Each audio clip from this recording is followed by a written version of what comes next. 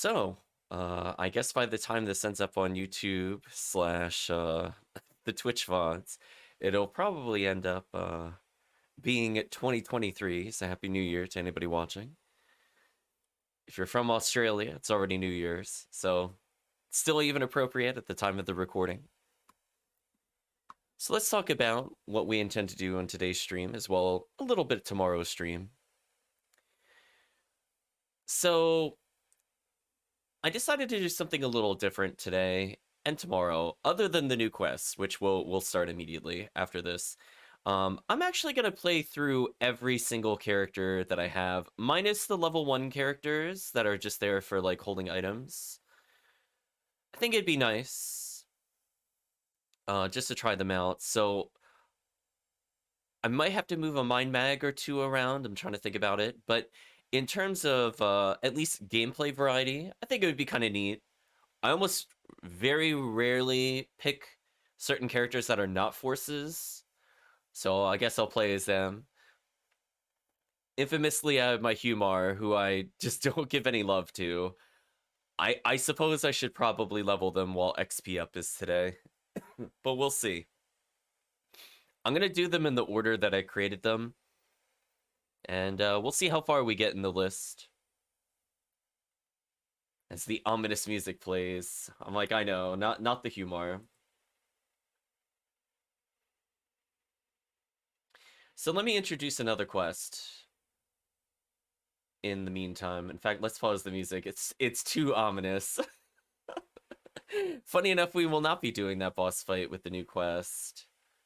So not entirely appropriate there either. Let's jump into the game.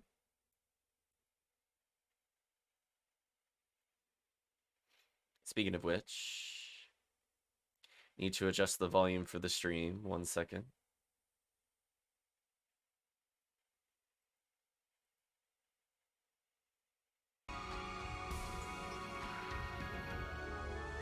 Also just realized I had the game audio muted. Whoops, my bad. I'll say like about there is probably good enough. But hopefully everybody's doing well today. Actually, before we go further, I'm gonna go backwards. I'd like to give a special shout out to our new followers. So thank you, Raspberry Balls. Wide open! For following. Thank you, Honeybunch1, for also following. I believe these two came from a Shaky Johnson stream, friend of the stream. So thank you for the follows, I do appreciate it. Good morning, Calvisham, hope you're doing well.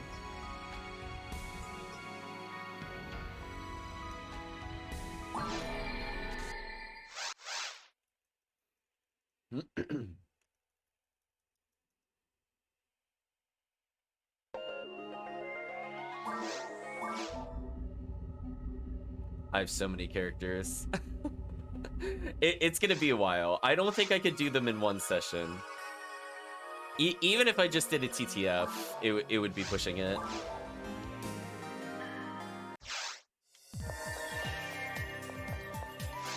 So I'm gonna start with the first character I've made, the RaMar. We'll call this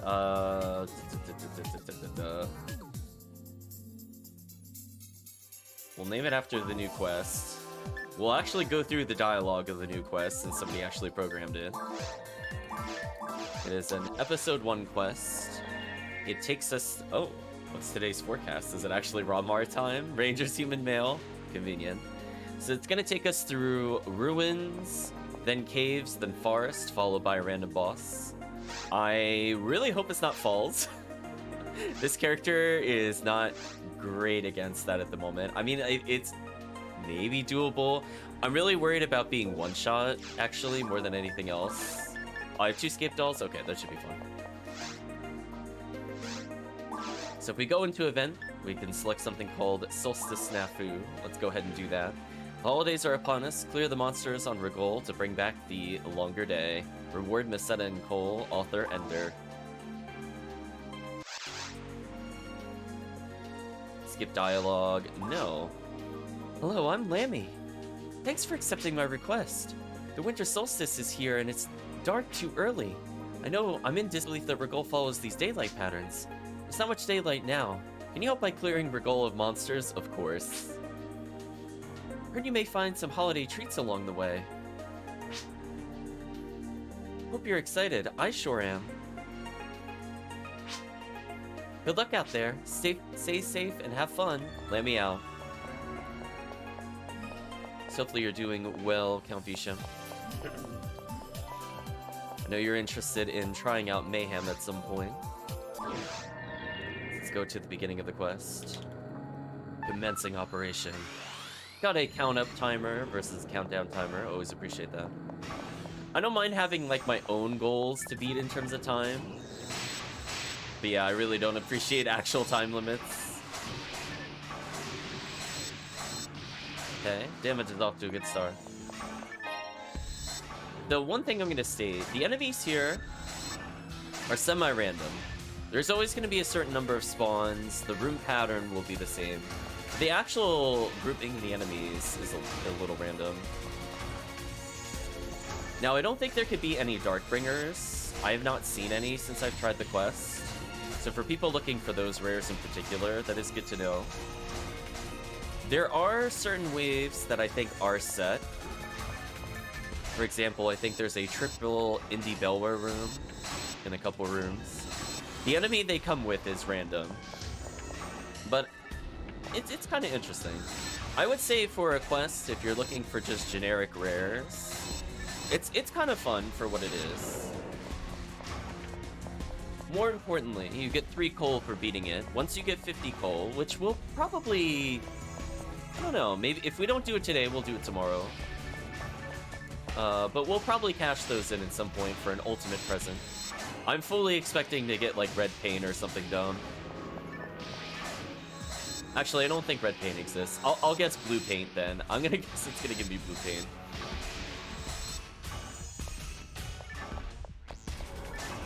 So I guess we'll talk about a little bit of the merits of the character and why you might want to pick this kind of character over others. In terms of damage, he's not the strongest ATP character. However, in terms of accuracy, he has the highest accuracy in the game. So what does that mean? That means if you're a new player, you don't need to worry about having, like, the best mag. You don't need to worry about having hit percentage. So just overall, other characters need relatively high boosts to kind of catch up to you. I will state, from a ranger standpoint, a lot of your best weapons are only an ultimate, which makes sense. But there's not even, like, a stepping stool weapon for rangers. So what do I mean by that? The spread needle is kind of one of a kind, and you really don't get it before then, and I think it's one of the ranger's best weapon types. You can use the shotgun, and it has its uses. At this point in the game, I don't really ever want to go back to the shotgun. It is very useful for things like crowd control. So if you like taking down the robots, for example, in mines, you just want to deal with a cluster of them, it could be kind of fun. But in terms of, like, viability, they are super, super weapon dependent. I will not say that as much for the other character types, like hunters, where they can pick up basically a giant sword or a handgun and basically be fine. It doesn't have to be hunter specific. Rangers do have a little bit of that issue towards ultimate difficulty. However, the trade-off is that I can get up to level 15 shifted evand. So if I do level my mag, I'm pretty self-sufficient with the basic weapons. They might not be, like, groundbreaking. Like, I could get Sniper, which really helps in early boss fights. For example, Falls, when Falls bounces around. They're extremely accurate with mech guns. And due to the fact that the character has decently high ATP, it means the machine gun style weapon can actually damage enemies. So they have a lot of pros going for them. They can also heal themselves, which... do not underestimate that. That is incredibly useful for solo play. When you're starting out, of course. You don't have to worry about having limited healing resources in a boss necessarily. So they could... oh, I just randomly got a spread needle. Speaking of which... once you do get to Forest, you'll go into things like Frozen Shooter, which, you know, fairly easy to get, and I would say is probably one of the best overall weapons in the game. It will be used basically no matter what level you are, no matter what kind of ranger you are. Very good for utility. Has the ability to hit, for example, infinitely vertically. So it will be able to deal with quite a few bosses in ways you couldn't do before. So for example, the dragon boss, when it flies up into the sky, you can actually shoot it guaranteed with Frozen Shooter. So there's like little quality of life things with the game. It's kind of nice. Why you might use the RaMar over the other rangers? Decently high health, not the highest. Pretty high ATP. Can shift to deband himself to go even higher in single player. I would say he kind of balances out from that standpoint compared to a cast who cannot use techniques.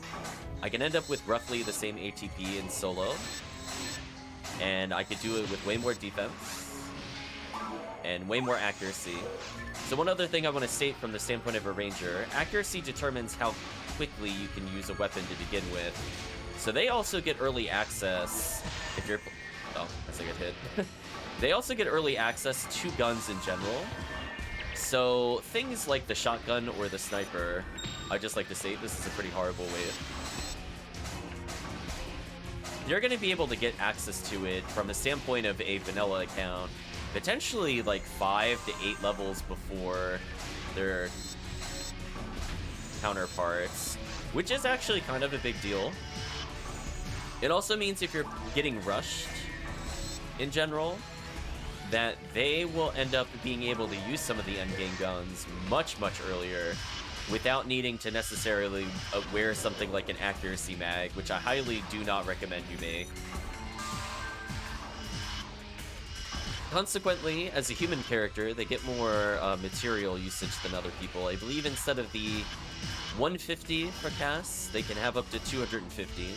So if all you're looking to do is get a head start with a ranger, then they will be able to go through and potentially consume 250 power materials, which is 500 power, and that gives you a ridiculous head start. So in terms of leveling from quote-unquote level 1, you can even rush them super fast. And even if you don't, their high ATP growth as well as their extremely good accuracy means you're not really struggling at any point in the game. So from my standpoint, I did have a lot of fun with the RaMar as the first character. I think they're probably one of the best first characters in the game. They don't require you to build like specific mags. They don't require you to be like really penny pinching. They don't require you to memorize a whole bunch of things in order to be good. They don't require RNG drops for techniques. I mean, if it happens, it happens. Otherwise, they're kind of good as is. Rangers also get the benefit, naturally, of having the best mag blast at level 1. So, not at level 1, at the level 1 slot for mag blast. So when you feed the mag enough from level 5 to level 10, you can give it the Dolphin. And the Dolphin, aka the bottommost icon when I hold the control meter here, does amazing damage in lower difficulties. You will be using that to probably kill a whole bunch of waves and or abuse the iframes. As a ranger, you usually get access to things like shotguns or, as I said before, machine guns, both of which are extremely good at building Photon Blast. So it's not too difficult to be spamming Dolphin all day long and just one-shot certain waves. I have to say, I'm not liking our luck so far with these interesting spawn patterns. I don't appreciate the indie bell rose in the corner in particular. The trick with them, chat, is that they can't hit you if you don't move, but I need to move to re-aim, so there's a small chance I'll get hit, depending on when I move. So I tried to take little micro steps there, rather than just continually hold forward. Now you can play around it, so I know he's going to shoot left, so I could dodge right. So if you're paying attention to one of them, they're not too bad to deal with. But usually they have you in a crossfire, and it can be a little difficult to see sometimes whether or not something on your right, for example, is shooting with their right arm or their left arm. I'm going to go ahead and take advantage of another thing they also get semi-easy access to, Milo Eula. So not only do I get shift to D-band to do more damage and take less damage, which dealing more damage, of course, gives more mag blasts. I can get access to Milo Eula also fairly easily. And that grants me level 21 shift to D-band, and I could get that even in difficulties like normal, hard, and very hard. Whereas if you're playing naturally, it's going to be pretty rare for you to get up to level 15 techniques before very hard. I mean, like, I think it can happen, question mark. It's been a while since I played a vanilla character. But I will state, you at least would have to go through, like, normal ruins. You might get as far as, like, hard mode ruins as well, and maybe get, like, up to 12 or so. Just, like, eh. But hey, being able to get early Milo Eula with Ranger, kind of sick. You can see here, I'm just kind of steamrolling these enemies. Now, like, what are some of the character weaknesses? Well, their MST is terrible, so even though I have access to techniques, I'm gonna have no TP. I have magic spells. They might as well as not exist, to be honest with you. There is some utility, for example, like if I'm getting bullied by a Del Saber, I can pop a Rabarda if I don't have a Frozen Shooter to get them to back off of me, as spells kind of ignore their normal parry cycle. You can also go Foe to some extent to stop people from charging you in episode 4, but honestly, you'll never use your techniques for damage, and most of those utility uses can be replaced by weapons at some point. Here's the room where I was talking about where you get the triple Indie Belra. So this wave is random, what it comes with. So this time we got a Merlan and a Claw. I think the other day I got a... might have been a Del Saber.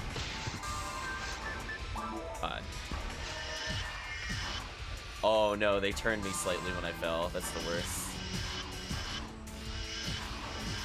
Anyway, showing the power of Frozen Shooter. Still using it even today. What a great weapon.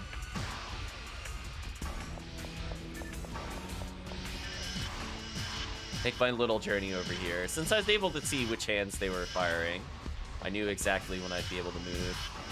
But you don't always get that luxury in PSO. A lot of people, I think the way I like to view the difference between the RaMar and the RaMarl, who we'll be seeing, I think, soon anyway, is that the RaMarl is a great character when you've already played the game a little bit. So what do I mean by that? They're a little more dependent on techniques than the RaMar. So as I said before, as a purely vanilla, no assistance, starting the game off, I really like the RaMar as potentially the best class. But if you got a few techniques, let's say you get to ultimate on the RaMar, and you're like, man, I'm really struggling to deal with these enemies. I don't quite have the weapons that make the Ranger godly in ultimate yet, and I find it kind of hard to get past Forest. Well, my solution to that is honestly make a RaMarl. Instead of level 15 buffs, they get level 20. The RaMar can at least farm for level 20 techniques if you get them to ultimate. But I will state, it is definitely a real struggle from like level 80 to 90 as a vanilla account with no assistance. Also, this room is set just like the state. In order to get to like that little level hump where you start feeling really good about yourself, there is a bit of a struggle from 80 onwards that doesn't really exist for certain other character classes. Once you get Spread Needle and Ruins, like you saw that dropped earlier, which was a great example for talking about the RaMar, then they feel amazing. Then you're like, oh, I could do all sorts of stun lock shenanigans. Let me go step on the switch so chat can see what I'm doing. Oh no, a sorcerer? That's annoying. Fortunately, I was out of range of his spell, but I gotta pay attention to him here. There we go. I did enough damage that I knew I would break his orb, so he wasn't gonna interfere with me. The plus side of the RaMar, they just have enough roll ATV. That is a lot of sorcerers. That's actually kind of a problem. I need this guy to go away. I got really lucky there. I interrupted the insta-kill spell, aka the orange, or orangey yellow orb. We got lucky there, chat, not gonna lie. I was like, I wasn't sure which one I would fire at. Okay, now the quest is gonna get easier. However... Okay, just gonna make sure I have my Cure Paralysis on. I respect the lilies that may or may not spawn here. Okay, no lilies today. So, I would say the RaMarl kind of is a really good counterpart if you make the RaMar. I like the RaMarl better in solo. However, if you can get past that level hump, and you play with a force, like a fellow force, I will state the RaMar feels really good. Having that extra accuracy to get through multiplayer, increased evasion from enemies is amazing. Like, if we look at the below... Well, excuse me. Let's look at the top of the screen, where it recommends what attack to use. I get a guaranteed heart attack from potentially full screen with the sniper. Almost no other character in the game can even do that at all. One innate bonus I forgot to mention as well. From the standpoint of playing a ranger versus a hunter, for example, the ranger gets an innate bonus the game doesn't actually tell you about. Their bonus is that instead of taking a large accuracy penalty over distance, they take half of that penalty from my knowledge. There's an item in the game that emulates that called Smart Link, but it's kind of like having a free unit at all times on your character. So they get just a whole bunch of nice buffs. So combined with his already ridiculous accuracy, you're pretty much always gonna land your shots. In fact, most of the time, where other characters would have to normal hard or normal hard, even in things like normal or hard mode itself, you could just spam power attack all day long. That's the RaMar privilege. Almost no one else can do that, especially at a distance. So it is very silly. So I have a lot of fun with them. And speaking of a lot of fun, I got my Mag Blast again, because I'm a ranger. We're gonna call that ranger privilege. I'm like, hey, I build meter quickly, it causes me to do more damage, then I build meter faster, GG, get outplayed. I will state also one advantage this character has over the casts is there are really good life down weapons in the game, so it's not really relevant for solo play necessarily. But for multiplayer, for example, I have the Slicer Fanatic. Potentially reducing an enemy's health by 75% or reducing them to 1/4, whichever one would be easier to understand. Being able to land that with his ridiculous accuracy, on top of being able to use ranger weapons for that, without taking the cast penalty. So for example, I think instead of reducing by reducing to 1/4 or by 75%, I think they only reduce by 45%, or roughly half of their health, for the same weapon as a cast and ultimate. So there are certain enemies in the game that feel delightful to fight as the RaMar, where I don't enjoy the fights as much. Also, I do so much damage that I don't even have to frozen shooter them there. That's actually silly.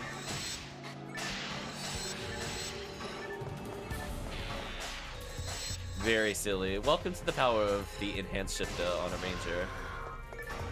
The game definitely assumes I'm maybe using like shift to 5 at most.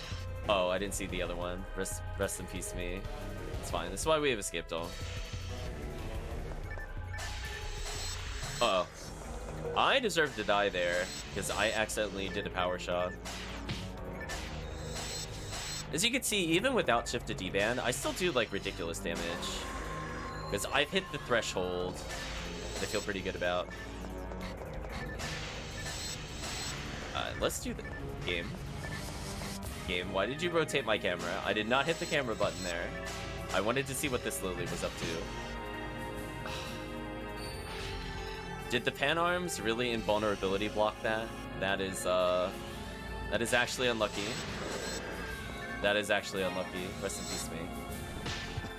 Well, so much for my escape dolls. So depending on the boss, I might have to bail.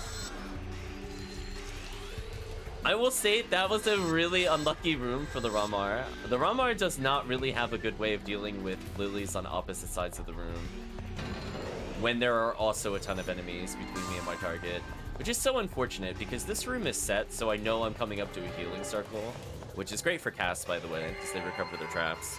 So really, really unfortunate, I would say there, spawn-wise, to get that many lilies. Annoying. Not much I could really do about that. I mean, normally the thing what I would do is if I had like a regular shotgun, I could stand in the middle-ish. Oh, speaking of rude. In order to snipe them. With Spread Needle, I don't have the luxury of distance. Which is normally, oh, a present. Which is normally not a huge deal. However, when there are so many enemies on screen, it actually does make a big difference. I will not hit both lilies with that many enemies. Received a photon drop. That's not bad. Why couldn't this spawn be the lily spawn? I had like such a nice wave the other time I played. It's like a single lily surrounded by really easy to kill enemies. Whatever. Oh, now you want to spawn the lily when there's like 5 enemies? Whatever. Whatever, chat, whatever. Well, at least you put the lily in front of where I was shooting. That was a bit more polite. Actually, no, that was rude. You put lilies on opposite ends of the room again. Bad game. Stop that. I have more room to dodge, at least in this room, so it's not like the end of the world. It's still annoying, though.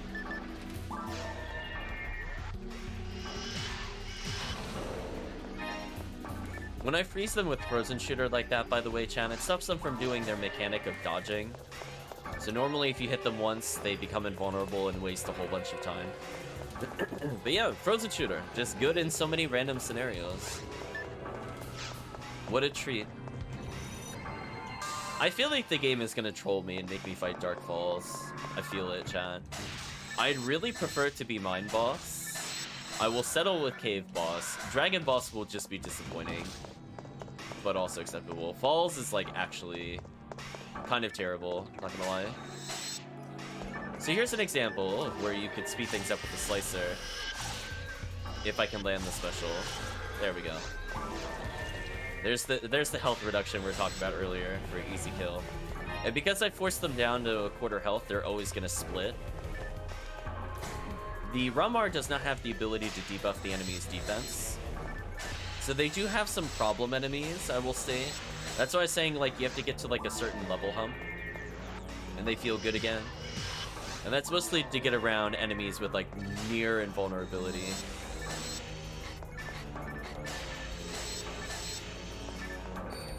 They can also get bullied kind of hard by Sinnohs in certain quests.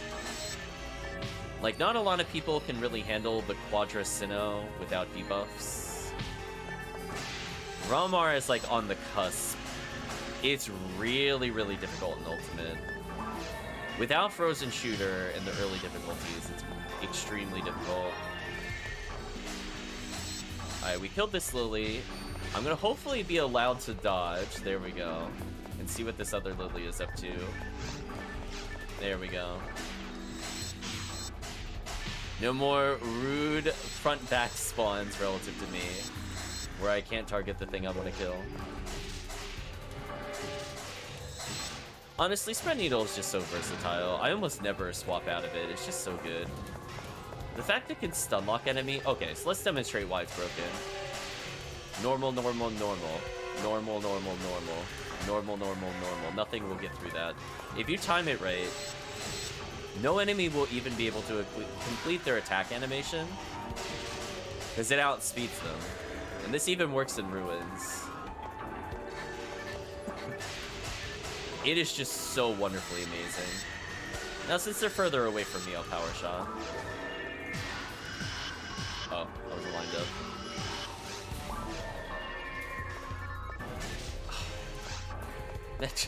That's what I'm talking about. I really don't appreciate the game spawning at, like, the furthest possible slot from me. It makes me really worried. Because my EDK is bad. Yeah, it's 16%. So I have like roughly a 50-50 chance of dying every time I'm hit by those. Speaking of which, where are the grass assassins? I feel like I'm getting ripped off a little here. I know they can spawn, or at least I think they can spawn. Maybe they're on the ban list, like the Darkbringer in Ruins.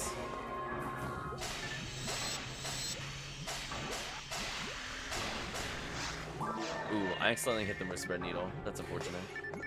Resist Devil. I feel like the game is trying to tell me to build up my Dark Resist. I will ignore it, however. So we're almost at the final room. Literally, the door beyond this place is the exit. You spawned the Lily where I was earlier. That was just rude. Anyway, Frozen Shooter hit him.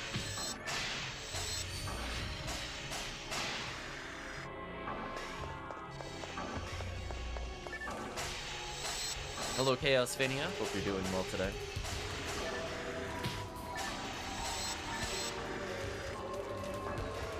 We'll be playing a lot of Mayhem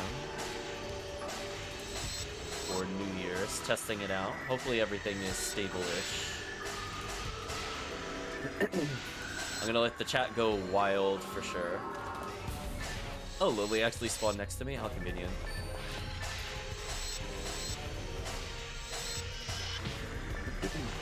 Now, I could use the paralysis on Spread Needle, but I feel like that's better suited for casts for many reasons. The cast getting a 30% bonus in ultimate is just insane.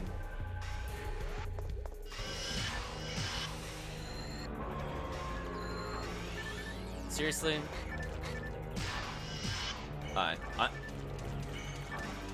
I'm just gonna come over here. I'm just like... Okay, I don't care if the dragon hits me, I just don't want to get lilied. Nice. Since I have iframes from the mag, I have no reason to use Shift the D-Band right now.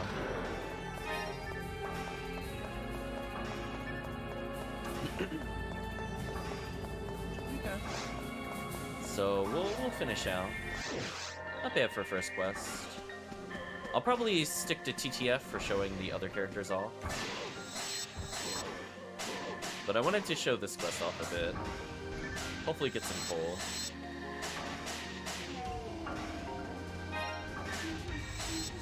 So my destination is this laser gate on my right. So I gotta kill enough to open it, speaking of which. Get rid of Cure Paralysis, I'll put in Heavenly Luck again to max my luck. More important, I do damage. Nothing here can paralyze me. Okay. So now I'm considering using the Mag Blast. Depends on what spawns here. Oh no, Hildebear's. Interesting. So it is mostly random, as I said before. Given how many times I got Hildebear's in the past, I thought that wave was guaranteed. But nope, not this one apparently. A Devil Sniper. That's what I was talking about before. So if you're playing the RaMar and you're still pretty new to the game, that rare drop just now, actually decent. Not like game-changing necessarily, but it's not a bad stepping stone. I just prefer to use Bringer's Arm, which you get in Ruins, and is much easier to excuse me, to grind up to 50% hit compared to the Justy.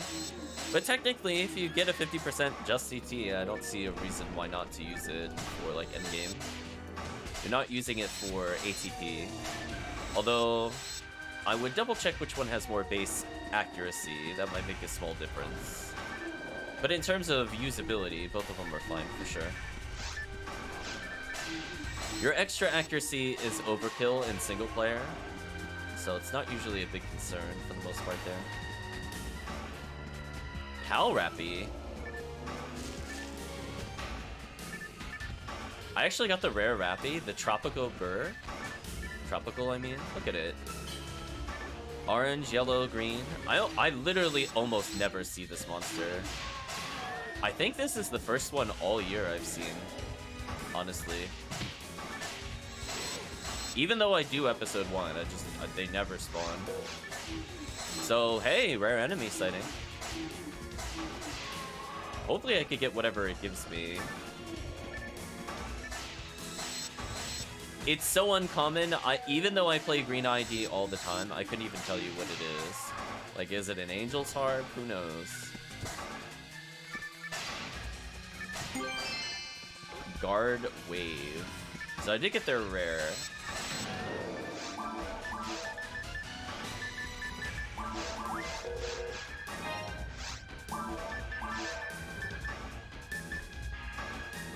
High light resistance, terrible fire, ice, and thunder, and not really strong EDK.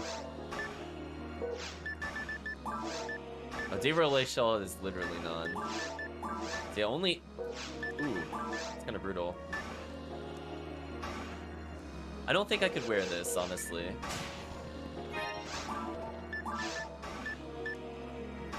Damage is sustained a wave-like effect. We'll show it off at some point. I just don't want to wear it mid-quest. But interesting.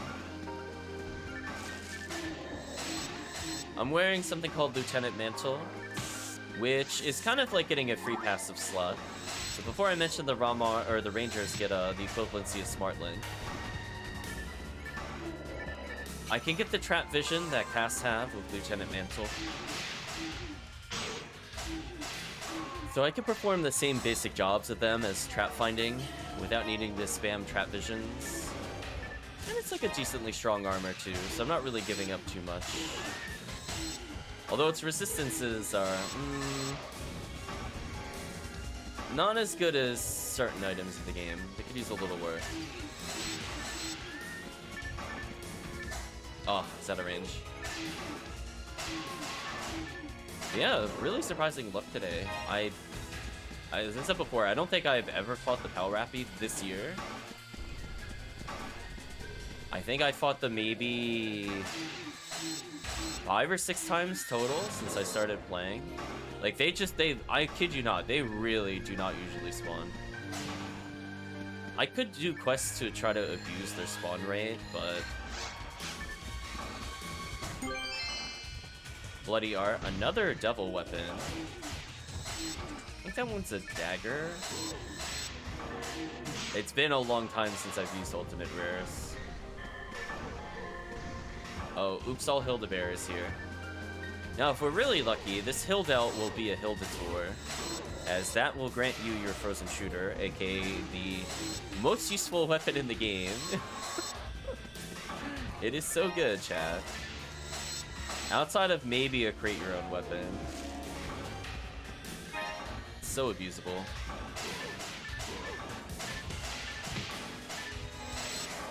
Okay, I eventually want to pick up these materials. Yeah, looks like a melee weapon, probably dagger.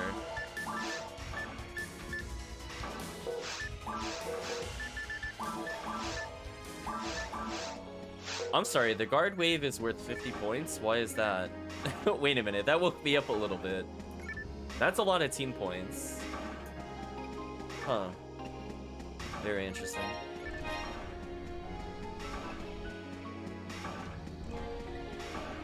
Let's see, how am I doing in terms of items I could get rid of? I could get rid of the Resist Devil, got Imperial Armor. I have so many materials, holy. Also, why does this character have Tri-Fluids? I really don't need them. Probably burn some of those later. My base TP is so bad, like there's really no point. I might as well just stick to Dye Fluids.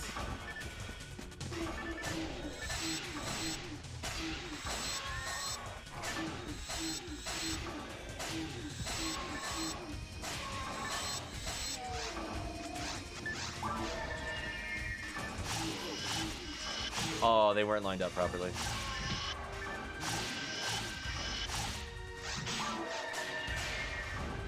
So I'm gonna get a ricochet onto him.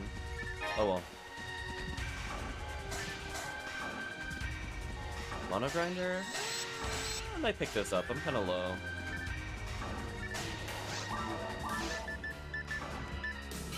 I mean, I could just... Yeah, I'll just drop my Imperial Armor. This is fun. I have enough for, like, some basic weapon crafting, but if I have to make, like, 2 to 3 weapons, I might be in trouble. Depending on their bonuses. Use my Gafoe there to get the Rappy item without needing to be nearby. So as I said before, like, Gafoe has some very situational uses for this character, as opposed to being just the OP spell that it is for forces. Here's another example. I'm gonna fish an item out of it. Drop money. I'll go back for it. It's just like little tricks you could do. I don't even know if this character's techniques are all at 15, aka his max. No, I'm still missing Gabarda, apparently. Rest is capped, Anti's capped. Got Ryuker, which lets me teleport. Like, okay.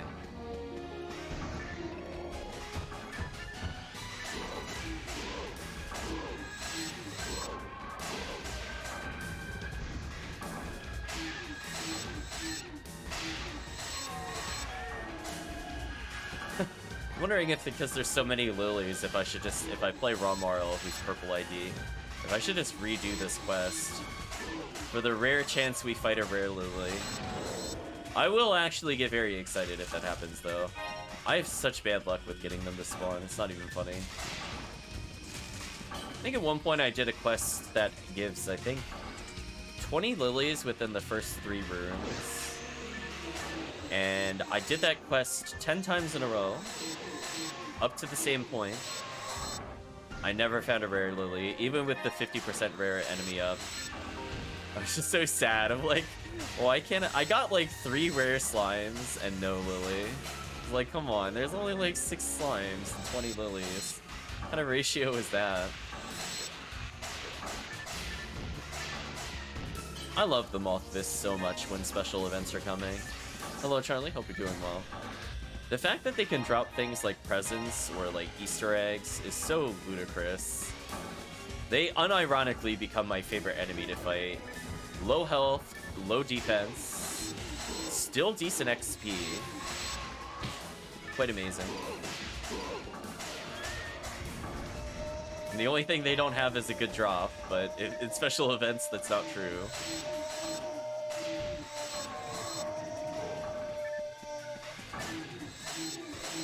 Here are the potential presents flying in. Okay, nothing from him. Let's see, they're worth 280 XP to 520. So they're worth roughly half XP to a normal enemy, but they die in like 2 shots. So take that as you will. Alright, once we get through this door, it will be immediately on to boss time. I also forgot to mention, the boss is randomized. I think I vaguely mentioned that depending on what boss we get. But yeah, it is random. I don't want to see falls. I mean, like, I'll try with no escape doll, but I have no hope. I mean, on the plus side, I almost have 100 shift. I almost have Mag Blast, which I will use just before entering the boss room. Or do I hold it if it's falls? Ugh. Oh, yeah, I got a 1 in 4 of it being falls. I'm just gonna use it now. I'm gonna believe, you know what, if I'm just gonna believe the game is gonna give me Mind's boss. I don't want the boss rare, I just want the XP. This character needs quite a lot to level. Let's see, chat. Will I get trolled? 1 in 4. What's it gonna give me? Also, the fact that this is not defaulted to yes drives me wild, by the way. I will actually write a comment in. Okay, we talked about this before. I'm disappointed it's dragon, but I'll take it. It's fine. I would prefer even worm, because worm actually has a rare that I want, even if it's not worth the most XP. Dragon is just kind of disappointing. So this is showing how good the spread needle is. Look at how quickly that boss was downed. Well, speaking of heart attack, I could just use this to build more meter. Not that I need it.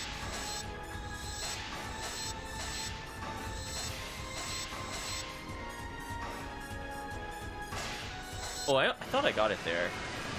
Didn't quite, apparently. Here's the power of Frozen Shooter. It hit him even though the bullet didn't travel upwards. Thank you, Frozen Shooter. I appreciate you infinitely hitting vertically. No idea. Tired of missing shots on Dragon. Welcome, Chris. Hope you're doing well. Rip Dragon indeed. So we actually saw a rare Rappy today, Chris. Do you even remember the last time you saw rare Rappy? I'll be honest with you, I'm struggling to remember. Yeah. I might not even have seen one last year. I'm really thinking about it. I've seen one at some point, but it might not have been 2021. If it was 2021, it was the beginning of the year, during maybe the Easter event. TTF 101 RR has found Red Ring. I mean, that's the goal. Oh, speaking of which, yeah, I feel like it's in the upwards of 10-month range for sure. I think that's a safe statement. So one thing I will state, I did actually get another Red Ring off stream. I feel kind of sad that was not captured on stream, but it is what it is. So that is currently on my... one of my forces? I think my Faux Newman. This did not spawn with any hits, so I'm not going to keep it for new players. Yeah, unfortunately not documented. I was even making fun of the game where I was like... I forget what I was saying, like, literally as it happened. It was like... I think I was daring the game to give me the Red Ring. I was like, I dare you to complete this character. I dare you. And it did happen. The dare worked. 25% dark is actually not terrible.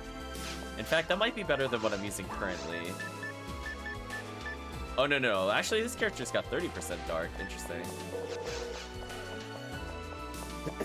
I'll potentially save this for Chris. Ooh, I'm out of item space. I need to thin these items.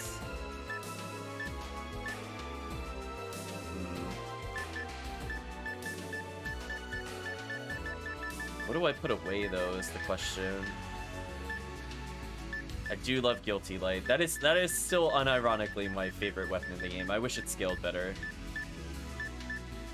So I could give away at least this Spread Needle. Most of these are useful for all characters. I guess I have to start getting rid of... Oh, I have a ton of ad slot. Oh, Black Paint. Stupid bag slot Parasite. I mean, even if I take all these techniques, that's not good enough. Give me a second, chat, as I contemplate.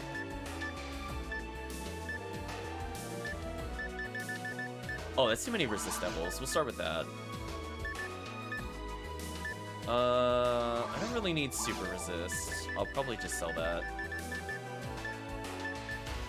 I love our spare Red Ring. It's just in there to remind me it's there every now and then. Okay, very bad Black Hound. Any other weapon? BB armor. I can retrieve that for now and put that away in a character bag. That's not a weapon. That's not an armor I would swap into.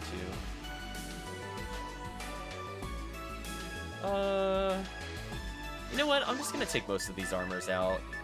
I don't find myself swapping armor basically ever. I'll leave Dirty Life Jacket and 13. I will take these. These are for my cast, so I could just check eventually. These are actually useful. Flow and Frame is not useful. Spirit Garment is okay. I'll take away the King's Frame. Okay, that freed up a decent amount of space. Oh, and the other thing I got off stream was a 40-hit charge mech, which is actually, like, super good. Oh, this character had spare grinders? Oh. Chat, oh. That's where they are. Never mind. I don't need to pick up grinders anymore. This character had them the whole time. I think his Star Atomizer and Scapegoat, though. Also, I have so many mags I need to level. It's not even funny.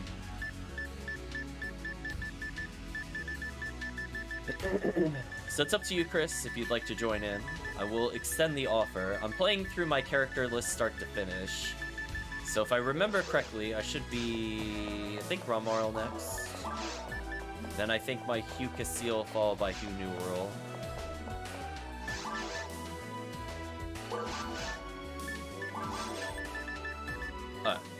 Let's sell those tri-fluids. I really don't need them.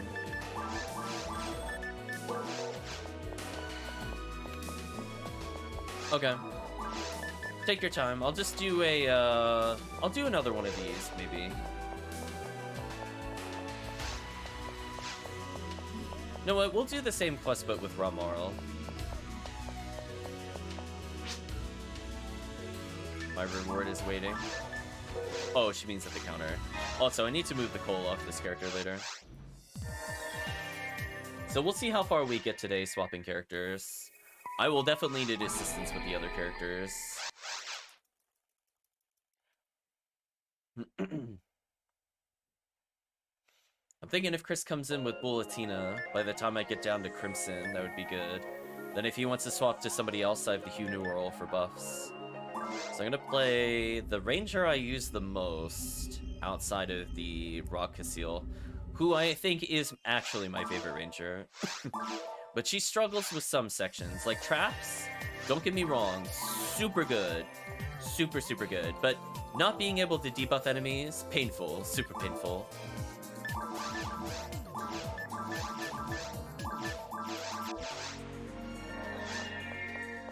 So I should level off of this quest, which is nice. We'll enjoy the quest and see what kind of random enemies we get this time, and/or bosses. Now, this time I don't really care if we get falls. I'd kind of prefer not to get falls again. Purple ID, I don't recall if it can get red ring. I feel like the answer to that is no. I don't normally do falls runs with this character. Not that this character is not capable. About the same ATP as my RaMar, even though my RaMar is like 20 levels lower. Just showcases the privilege of RaMar. However, she gets slightly stronger Shifta. What's her spread needle percentages? Only 15/15, so I actually found an upgrade for this character. Okay. So I'm probably going to take my 25%er at some point. Because that is just 10% damage I'm leaving on the table. Might not be like a whole ton of damage, but potentially doing another 5 to 8 damage a hit. I mean, it does add up in multiplayer. And it is very useful for dark enemies in particular who have way too much health. Native, I don't really care about as much. I prefer it to be like Machine Dark. I don't do a lot of episode 2, so A-Beast is not as interesting to me. Dark is just generically good. There's a lot of dark enemies in episode 4, and I would want to do the most damage possible in the enemies with the most health. Native on just episode 1 is total overkill. It's not needed, it's just more funny when it happens. But, yeah, I'd rather prefer it on things like Worm Boss. Potentially benefit a lot from A-Beast. It's sometimes useful for episode 2. Otherwise, Machines, just because you don't always get the guaranteed knockdown, so you just want to do a ton of damage. And you're on a little bit of a clock with the Barans, aka the missile launcher enemy. And there's an okay amount of machines in episode 2. However, not great for episode 4, of which there are no machines, to my knowledge. So you kinda gotta take weapons that make sense for the area you're in. Oh, I killed him, but he still got the spell out. Brutal. On the plus side, my Resta is pretty strong. Her MST is about 200 points higher than the RaMar at the moment. So my healing is pretty good, and as I said before, my Shifta is stronger than normal. Now, because she gets higher level Shifta 21 isn't really exciting to me. I'll probably just use the Dolphin Force Attack. I think it's called Estella or something. I never pay attention to the names. I sometimes call it Echo the Dolphin.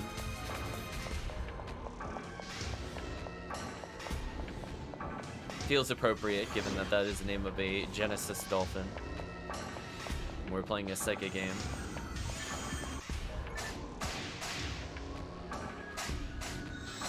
Red Needle working its magic yet again. Goodbye, Del Saber.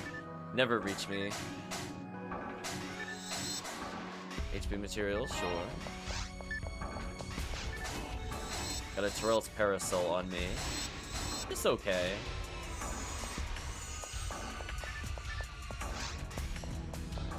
Too little of this.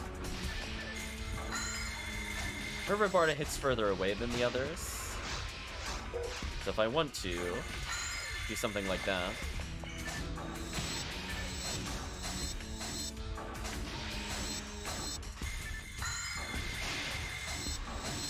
Perfect stop point. Oh, hello. Use power attack to knock the enemies backwards. I do like that mechanic. You can choose whether or not to push them away with power attacks. By, like, quite a distance. Sometimes it's better to normal, because you don't want to push them away. Which is fine, because I love normal, and spread needle. Wow, when I debuff them, they only do 40 damage a swing. That's actually sad.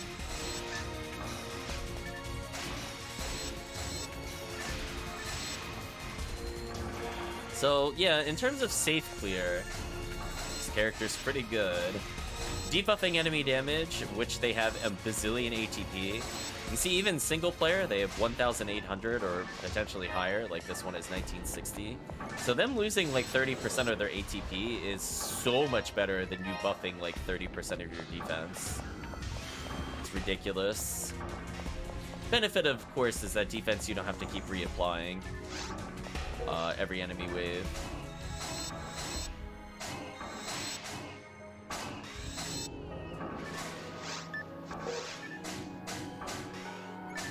Yeah, I figured we get some coal for today. Enjoy the new quest. Showcase the random enemy spawns. No indie Belras this time. Oh, spoke too soon.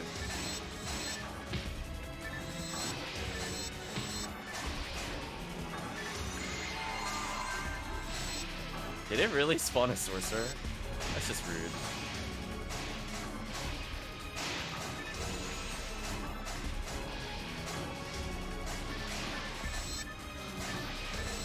It is no orb, so I don't need to worry about it even healing itself yet.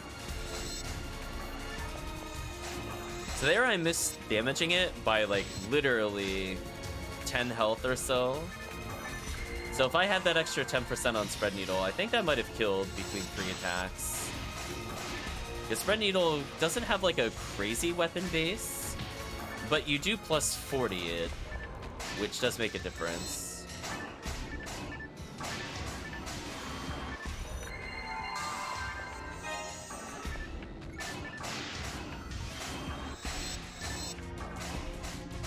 Excellent, excellent.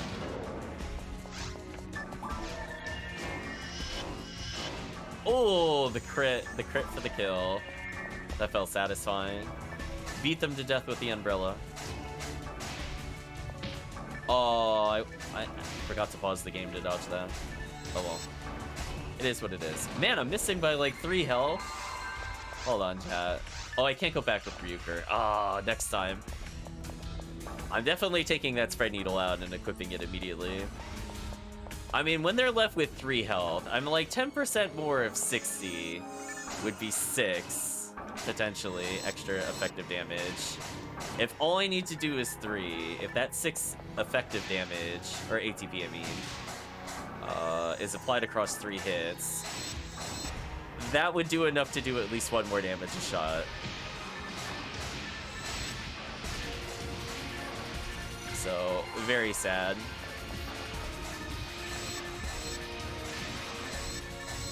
Is on level 20. I'll pick that up for somebody else. I think I also forgot to mention, I did end up giving away quite a lot of materials off stream. I'm gonna get hit by the spell here. Not really much I could do about that. Delt Saber was getting me at a bad time. Speaking of bad time. There we go. 2 Indie Belros protecting that Sorcerer. Goodbye, Mr. Sorcerer. I don't want to dolphin these enemies, so I'm going to save it for an easier to kill wave. Their defense is ridiculous. Speaking of which, how much should they do? Yeah, see, they only do like a couple hundred damage. Now that is the RaMarl privilege as a ranger. Those debuffs are very silly.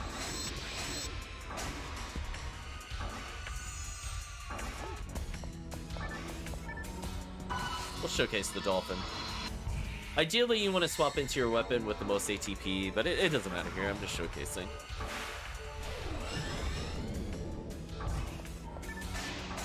Free damage. Now I could get my Mag Blasts back sooner. Maybe get some iframes. What am I doing mag-wise? I had a feeling my synchro was terrible. Given how little it did, I was like, yeah, it felt like... I was thinking like 40%. Wasn't too far off.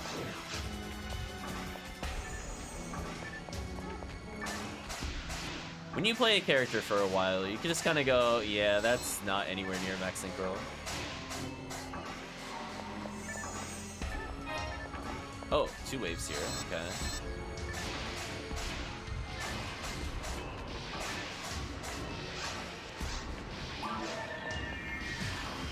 Speaking of which, see how much I do.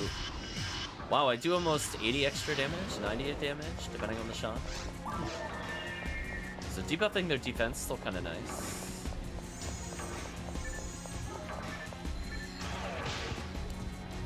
That is the wrong debuff.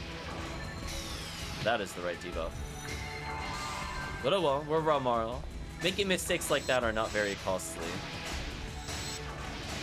I guess we'll talk about the strengths and weaknesses of this character. I mentioned a little bit before, the techniques used by this character are stronger than the RaMars. Instead of 15 as a cap, they have 20. Not a big deal when it comes to spells. Like, sometimes I'll actually use Rabarda legitimately for damage or for freeze. It's just a lot more convenient. You join next game? Excellent. But from the standpoint of the RaMarl, less ATP, less accuracy than RaMar. However, mines score much better. So they're very good at being Arresta users. The fact they get level 20 shift to D-ban means you could get away with some kind of like quasi-force combos. It's kind of like if you don't want to full commit to a spellcaster and you want to have fun with guns.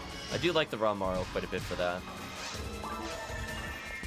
Excellent, excellent solo character at high levels. Being able to reduce their damage to basically 0 is quite absurd.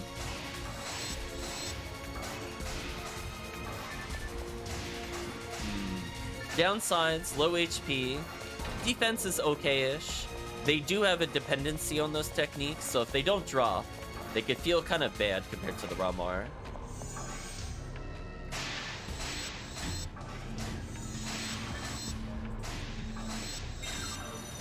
Oh. Wait, why did that not do damage? What? Wait, what? How did I dodge grants? Hold on. New exploit? How did that happen? Question mark? I've never seen that before.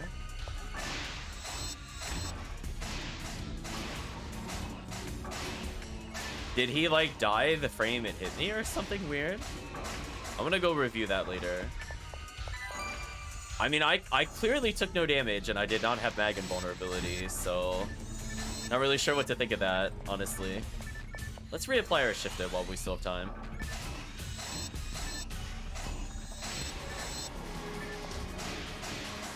Oh, Dark Room, you're so silly. You can't stop me. Get out of here.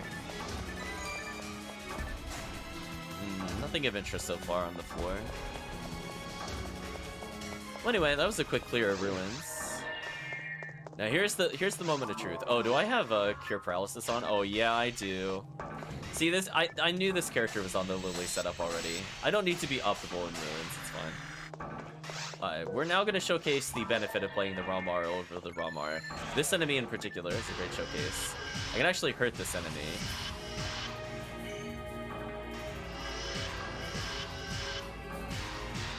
There we go.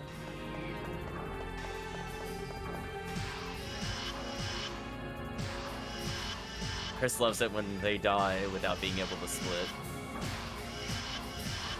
His dream, they never unmerge.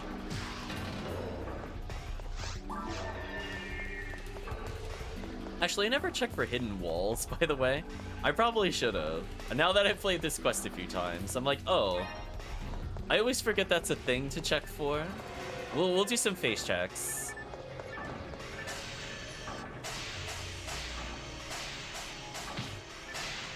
Wow, that does so little damage. Yeah, I wouldn't put it past them. Like, would they put it behind chests? Probably not, but I'll still check.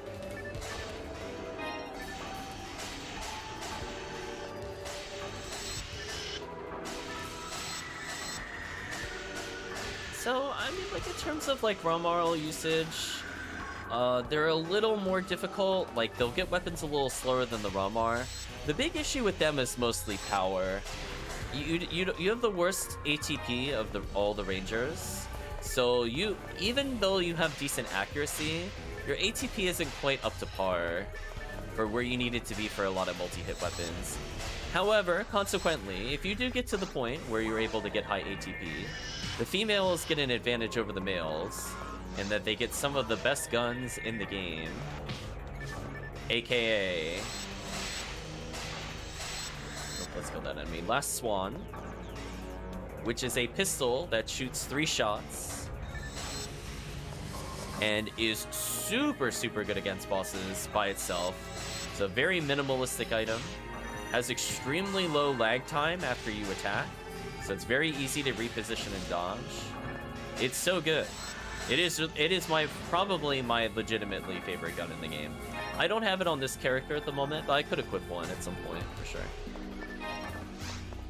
Yeah, like, I don't really have a boss weapon to deal with falls, so it'd be kind of annoying if we get falls, to be honest with you. But I could have prepped better by taking that weapon out of my bag. They can also use a really strong set of mech guns to make up for the... Oh my... Why am I getting triple Lily? Alright, we're resetting this room. Hold on. I'm not dealing with this.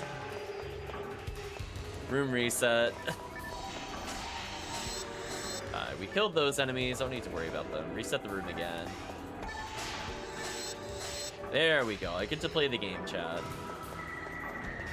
The way PSO intended.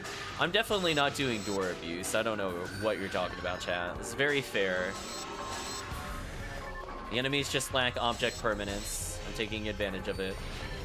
Speaking of taking advantage.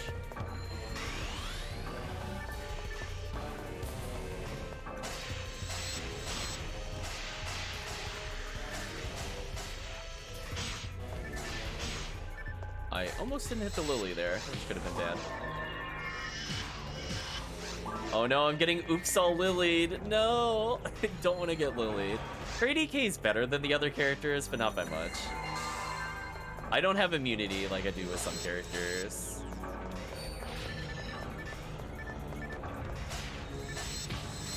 No rare Lily, but let's be real. It's not gonna happen. Never on stream.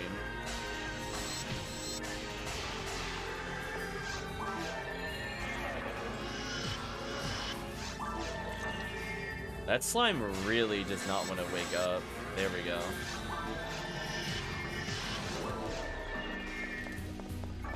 One day, chat. So I still got more to go in terms of ATP capping. Actually, I'm not even gonna use the healing circle. I don't care about it. I'll check over here, another wall, see if anything's here. Nope.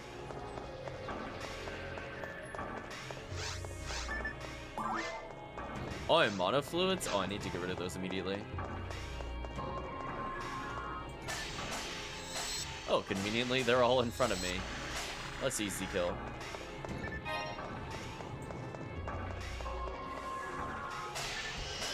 Slime, really?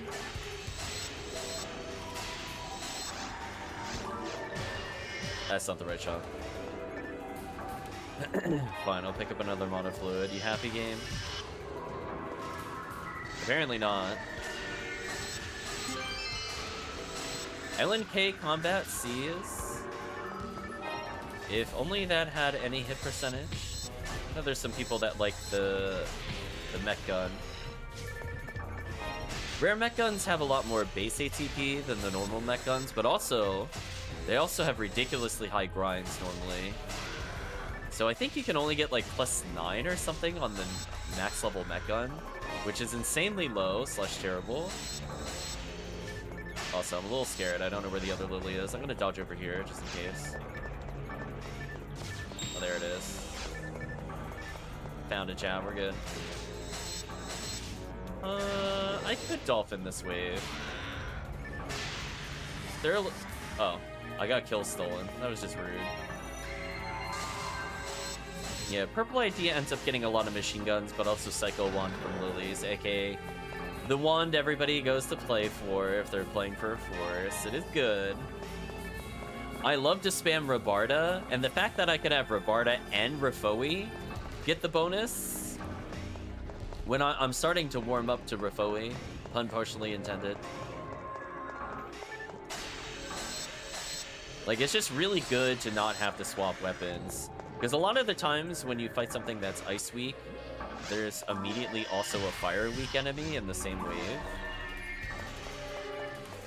Fireball! Fireball, indeed. So I could go from Fire Nuking just back to Rabarda as needed. So it's definitely a really big convenience for me, on top of 30% actually being a big number. What are with these spawns? I mean, I guess I could still technically hit the Pan Arms. I need to debuff his defense first, though, I think. Why didn't the Pan Arms spawn? Oh, there he is. Whatever. I'll do the Angel. Another pretty solid Mag Blast.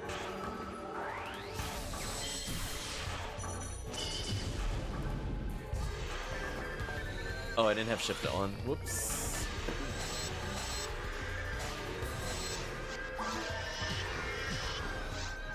That's like a frame too slow. Oh well. Goodbye, Pan Arms.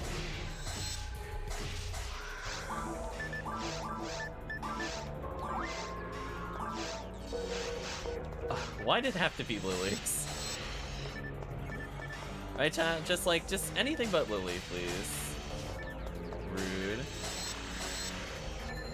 Because otherwise I could just menu. Like, if it was just Lily, I could do this, for example, and they have no chance at all of killing me.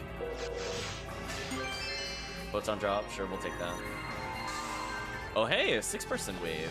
Now this would have been a great wave for the Mag Blast. 6 targets is quite a lot. Also, if you're wondering why her synchro is so bad, the answer is Lily. Female rangers have the downside of not really having good armors to deal with Lily. That is the plus side of a RaMar or a HuCas over them. They could get something called, I was gonna say wedding dress. That's not quite right. They could get the equivalency for the groom, I'll put it that way. And that gives 70 EDK, which is all the dark resistance you ever need. And it is so good to do caves with it. So if you're gonna farm for Lily, I do recommend you probably just play like a HuCas for it, but RaMar is also fine. As long as you can get that equivalency item. Females at best can, I think, get things like Luminous Field and Aura Field for high EDK. But it is very difficult for them to hit like 70 EDK or 70 effective dark resistance.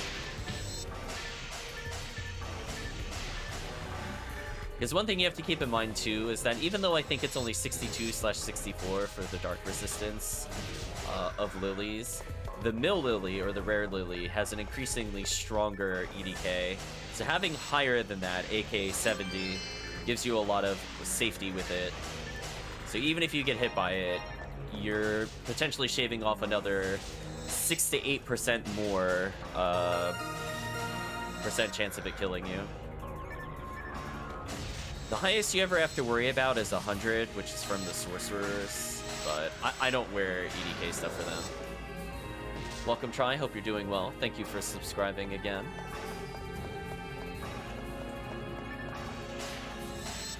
Hope you've been well, Try. I was thinking of you the other day. I found the retrospective. I made a playlist for it. And I was talking about on the stream, watching Try streams. So I got to reminisce briefly.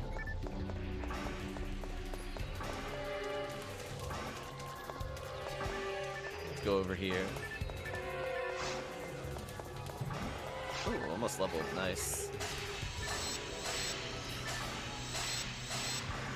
I feel bad for these enemies, but I'm so happy I'm finally gonna level.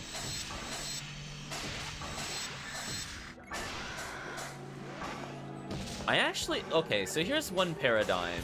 The RaMarl has a hidden buff penalty that nobody talks about when they talk about characters, and that's health total. I think the RaMarl has the perfect amount of health, because having high health in this game is absolute garbage. So her having low health is actually a buff penalty. Like, if you don't have enough health, you don't survive certain hits. But once you do, you don't want to accidentally get too much health from that point forward. So RaMarl is secretly one of the best rangers for not getting that much health. Which is really sad, but that is a very PSO statement for sure.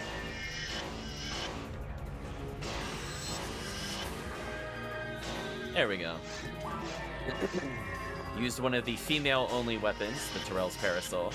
Gives me access to an excellent partisan-type weapon with charge. I got that by unfortunately playing episode 2.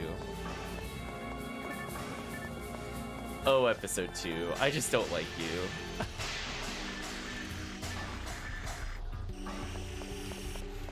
If only 90% of the quests there were not murder lilies, maybe I'd have more fun. Like, seriously, does episode 2, like, was it their goal to put insta-kill enemies in every single area you play in? Like, just think about it, chat. If you've never really thought about that before, every single area has an insta-kill, to my knowledge. Right? Like, Tower has it in spades, Seabed has it, Forest has it. Remember, the apes can insta-kill, and there's murder lilies. The mountains have it. As I said before, the apes can insta-kill. Spaceship has it. It has Sorcerer. Forest has it. It has Lily. Like, they were death-obsessed, chat. Maybe that's why I don't like episode 2 that much. It feels really bad to play female characters there. Just because the ridiculous amount of EDK that the game kind of expects you to have. Which is funny, because I almost always play females into episode 2. This is just how things have rolled. I still feel really sad the murder lilies don't base their insta-kill off of EDK. That actually upsets me. I would rather they would have had... Instead of it always being guaranteed, if it was just like 120 chance of insta-kill, I would have felt that would have been more fair. It still wouldn't have been fun, but like, it still would have been the principle. But I'm also sad because like, they don't have that insta-kill in the lower difficulties. So they're a lot more fun to fight. They're just BS nonsense in Ultimate Solo. I hate fighting them. It's like, oh, do you not have Frozen Shooter? GG. Do you not have Freeze Trap? GG. It's like, there's no counterplay. You just die. They fire faster than you can deal with. So if you stand still and actually shoot your gun, it's just over. Which feels super bad. Shaking my head, chat. Yeah, like when your intended strategy is, oh, just get a like S-rank needle to deal with them. I don't think that's good game design, I can be honest with you. Kind of like Olga Flow is not really fun to fight for those kind of similar reasons. Like, why did they make that boss so spell immune and also never be meleeable? That just feels awful. That first phase is just, ugh. Getting through that is so painful. Second phase, arguably much better, even though it has its own set of nonsense where you can't damage it unless you have certain elements. Which is also pretty nonsense if you're playing cast, I'd like to state. But it is what it is.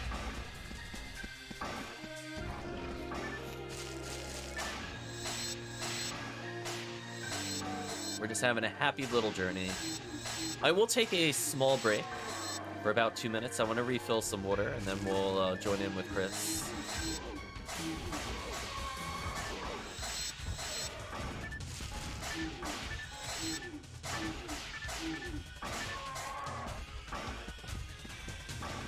I potentially will make the game with my red ID character.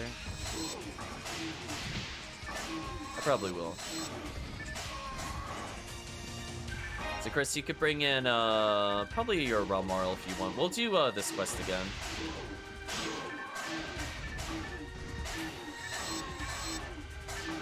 We'll switch up the quest a little more later. But I want to give Chris a chance to get some pull. We'll be doing a lot of TTF with the other characters for sure. I don't like playing a Force so much into episode 1 unless it's for TTF. I just find it more fun to play Ranger in episode 1. Like episode 1 I feel is like for the Rangers. Episode 4 I feel is for Forces. Episode 2 is for no one and you shouldn't play it. Just for like choices.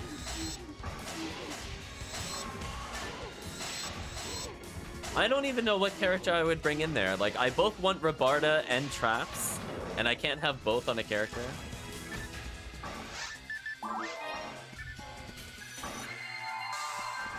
Hunter's also fairly decent here. They have some trouble with, Worm Boss. Well, not really.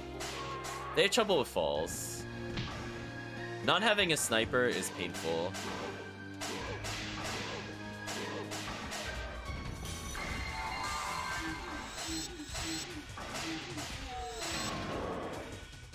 They're also kind of mediocre at Dragon, funny enough. You would think a target that big, like, what's the problem? And it's like, oh, you just can't hit it most of the time because it'll fly away from you. And you can't get close to it because it doesn't have stun frame, or, yeah, it doesn't get stunned when you swing at it. So you'll just get stepped on. So it encourages you to use range. Oh, nice, I level 3 attack, 3 defense, 2 MST, 1 accuracy. Wow, what a good level up.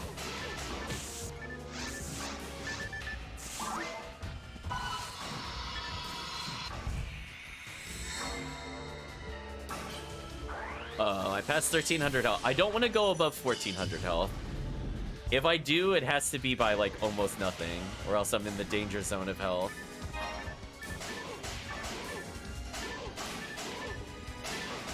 Wow, Spread Needle OP. I love you, Spread Needle. Never change. Yeah, I think I unfortunately used HP materials on this character before I knew.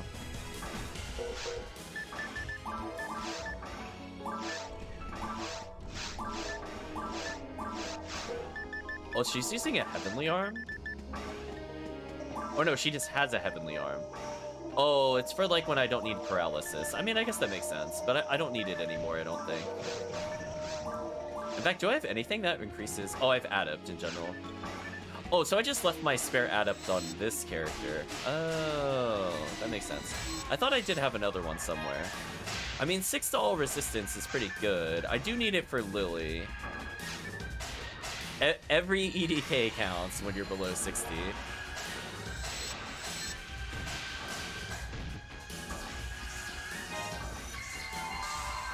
I mean, that's fine. It gives me some Darkfall survivability. 21% is fine for solo. I would argue even like 15% would be fine, depending on my HP. I'm still at risk of being insta-killed by falls, though. So we're gonna do our best if we fight falls and not fall for that shenanigan.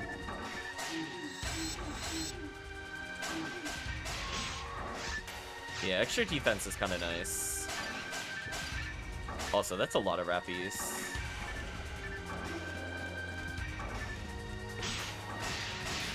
And to no one's surprise, we didn't fight Rare Lily. Probably won't get Hildator either, if I had to guess. Hit a bit of Gafoe down here, which lasts longer than the RaMars, so I should get all the rappies there. Red Handgun. Again, if it had hit percentage, I would just give it to random ultimate players. Because, like, it's better than normal, right? But it's just not quite enough. Unironic usage of Zon to make sure I hit the enemy there. I wish that was buffed by, forget what it's called. brain is processing. Normally you pair a red saber up with the armor I'm trying to think of. Dot dot dot. Brain not processing. It'll come to me eventually.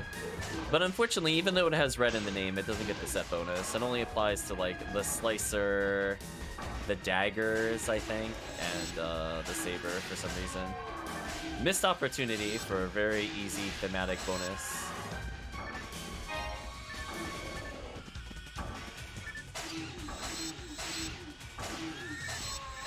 Were they scared of giving a good handgun to people? Oh, they found Psycho Wands? Aw. Oh, they fought Mill Lily. We tried. We did go for the Mill Lily in my defense. It just didn't happen. AKA the Rare Lily. Oh well. Good job on them.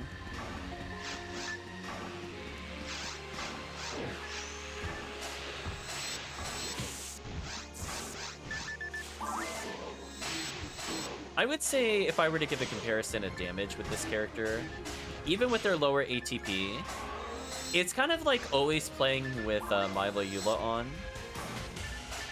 as like a cast character, sort of. Like, cast will still have more ATP in the scenario, but it's like that kind of power difference. Where like casts are like okay to subpar without Milo Eula in solo play. Once they get it, they're like the best character of all time.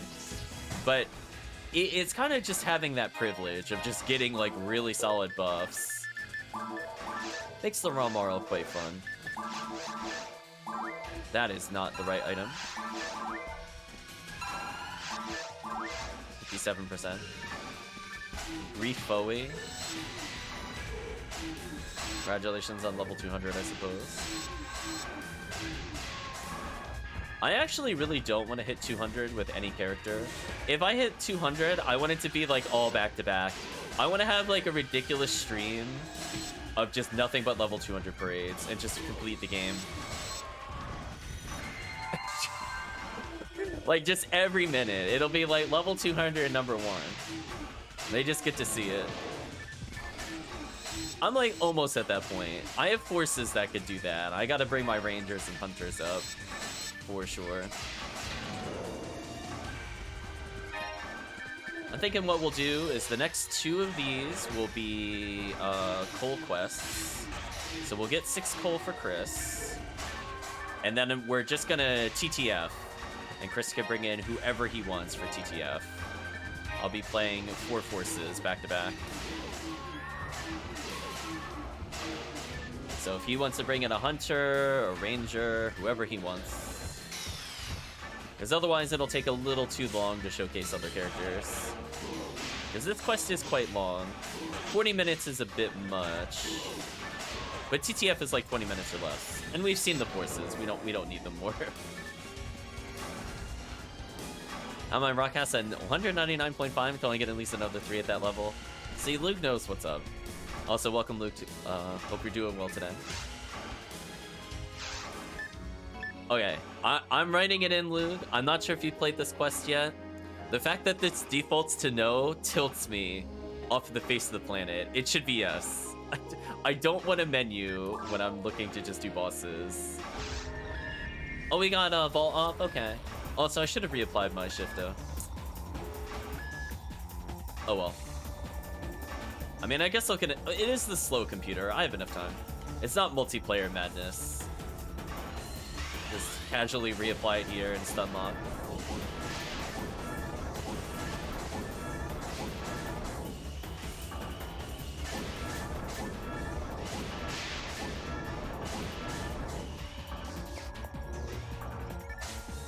That did not. Why did you retarget, game? I had my shot lined up and everything.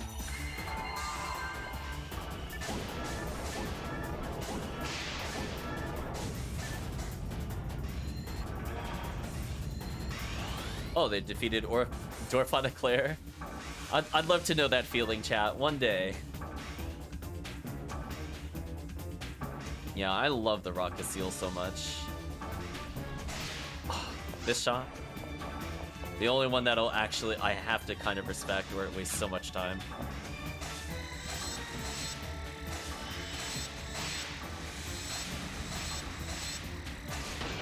Oh, I thought I could sneak in the last hit to kill. I overestimated my damage, is what I meant to say. Okay, we'll do the Gafoi trick to pop boxes. Save a little bit of time there. It's kind of funny, like, if you reson this room, there's actually too many targets here and you can't open every box. So, because I know the game, a lot of the quests make you pause, I'll Gafoi into a reson just to make sure every box is popped.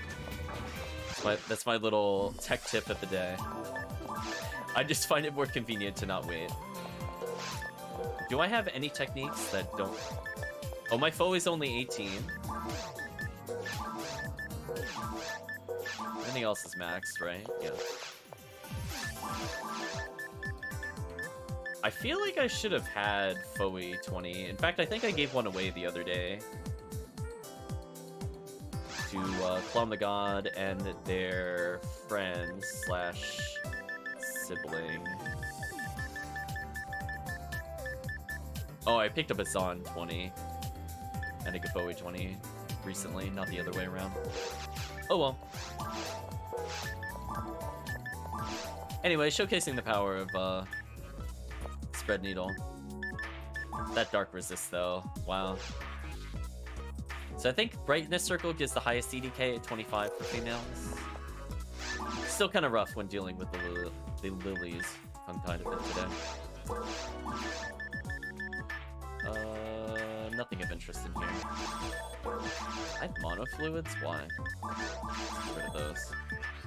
Health Life, don't need those. You know what? I'll humor the game. Do you have any ridiculous hit percentages in here? No? Okay. One day, chat. One day I'll see charge mech guns in the store again. I feel like I haven't seen them since they quote-unquote fixed the stores. Legit, I've never seen it since then. I don't know if it's like a character level thing or like what the odds are of getting mech gun, let alone charge mech gun. But I feel like I have not seen it on any character literally ever at any point this year. It's quite sad. I think the last time I saw it was 2019 question mark? I think 2019. In fact, I wrote a post at one point. I remember writing a post where I'm like, I legit have not seen them. And since writing that post, I have still never seen Charge Mech Gun in the store. So I don't know. Maybe certain IDs and levels, as I said before, get them.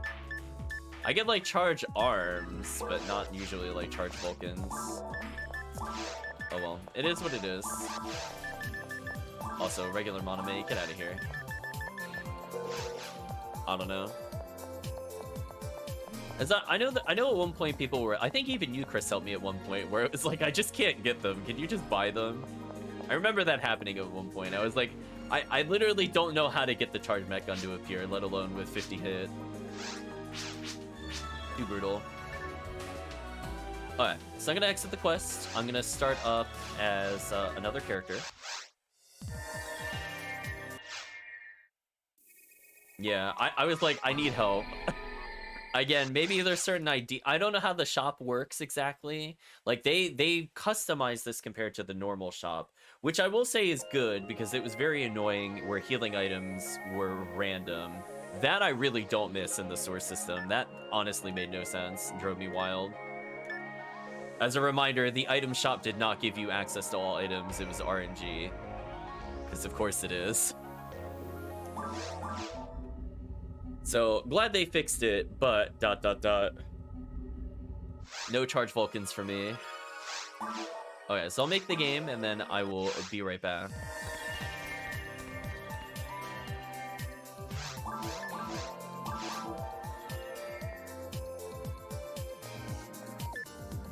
Oh, I'm in 103 today. Interesting.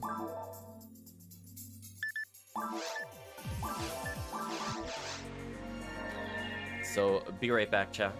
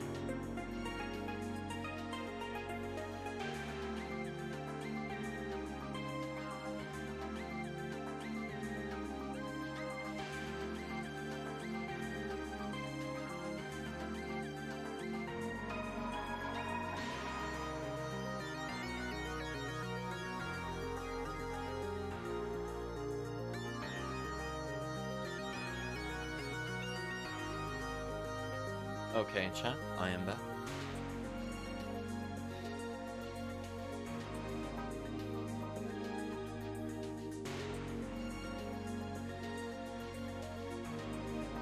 So, we'll probably do this quest again.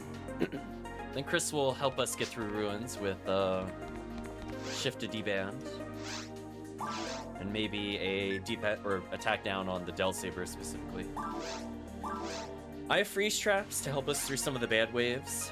And I have some of the female-only weapons, which is kind of nice. Fortunately, my accuracy isn't good enough for Dual Bird. Oh, I put this character's last swan away. Hold on, I need to go get those. Let's put on a God ability.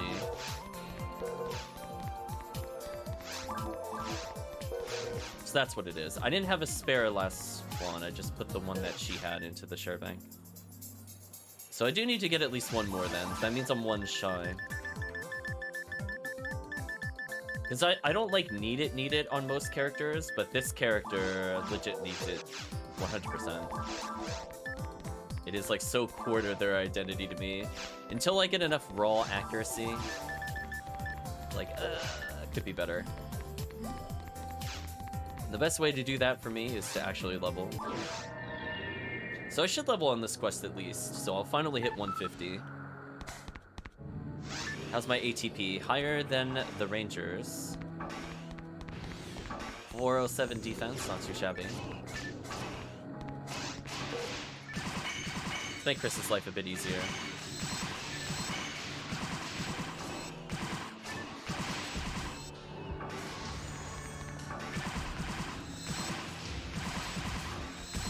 Man, this weapon is so fun.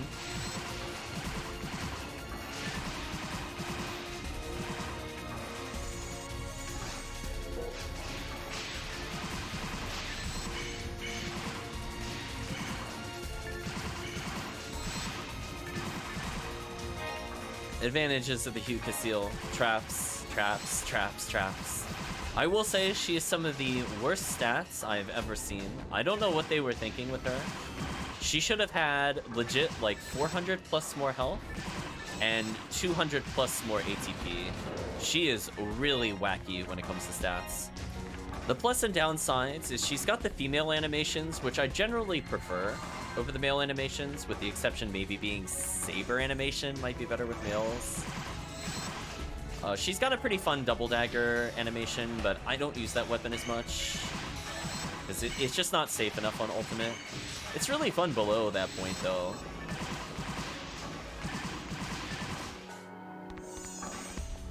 Decent ATP and really high accuracy for a hunter means I can kind of treat this character as like a quasi-ranger. I do like Red Sword on her quite a bit, just normal power swing. I think the males might have a better animation, but it's not enough that I honestly care. Being able to get this gun in particular, it just makes this character. So they can feel kind of bad. They get kind of, as I said before, their stats and stat growth are kind of whack. So they feel kind of brutal to play as. Oh, are you lining up with me? Oh. I was like, what's going on? Oh, you're running from the Del Sabers. I was gonna say, as a reminder, you can just Robarda them if you want them to not chase you.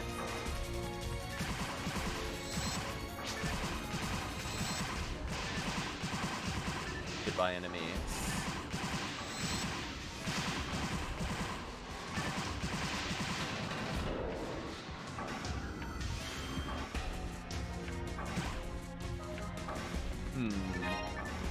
They do have the restriction of not being able to use Resta because they have no TP.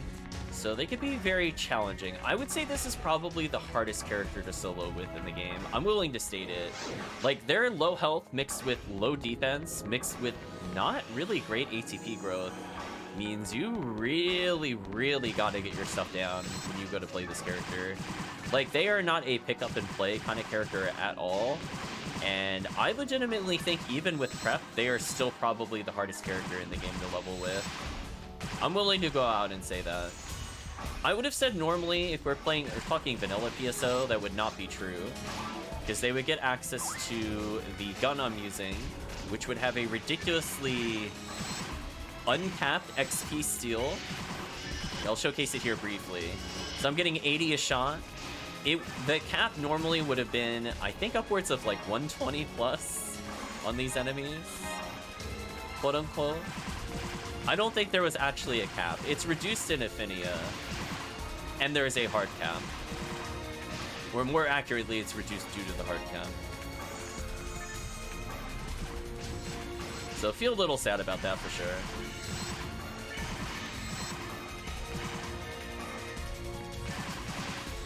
I will say though, they're one of the only rangers, or not only rangers, I think they're the only hunter that can use the dual bird, because they have enough raw accuracy. I'll put a little freeze trap down for you. And that one has probably the highest ATP of all the mech guns, so that kind of makes up for their really subpar ATP.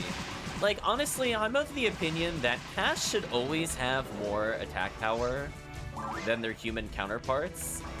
And they don't for Hunter for some reason. The HuMar has more ATP than the HuCas does.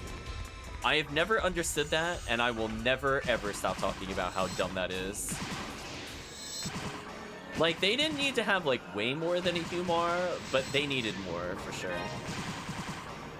In fact, I think her ATP should have been about where the HuMar should have been. And even then, I still would have buffed it compared to what it is currently. I'll put down a fire trap to stun them briefly. The alternate use of fire trap. Put another fire trap down.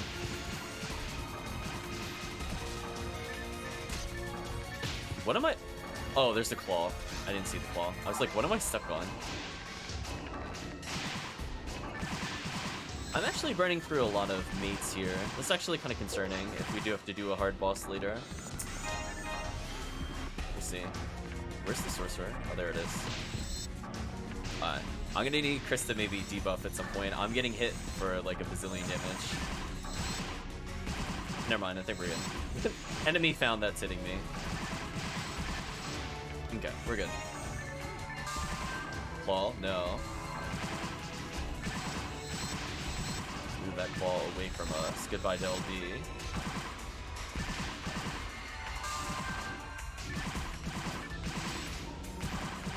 Oh, I hate that they could dip under the gun bullets. The only downside of the gun.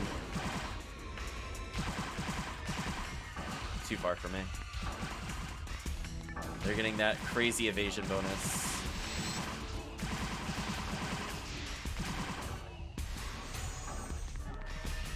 Wow, that is a lot of sorcerers.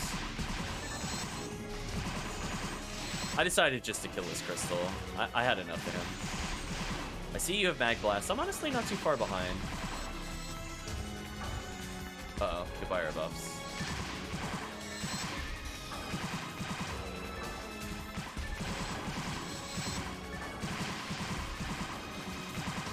I like how we're facing two different directions. Nice. I love the desync. No, slightly too far for that to work. I think I have to pull him in.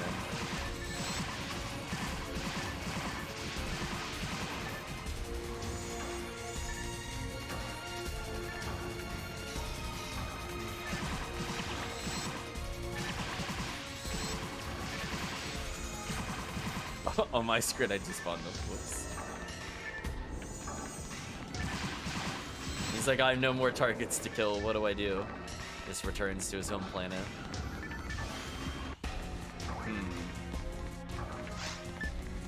Oh, I have 9 mana mates. Never mind. For some reason, this is not sorted. I should probably sort it. That actually really threw me off with my healing items. Put a fire trap down to discourage them. Okay, it just got Mag Blast. So we could potentially use it in this room.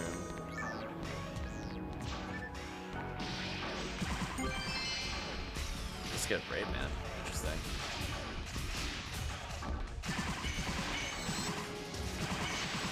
No hit percentage though. Disappointing.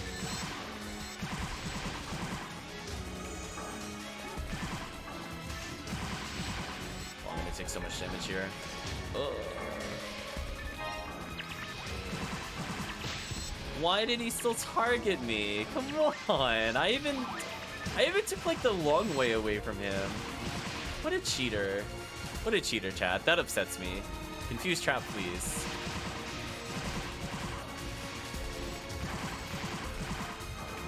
Okay, regen some health. Back up slightly.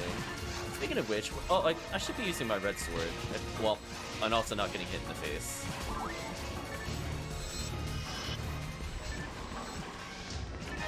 Let's pick some of these up.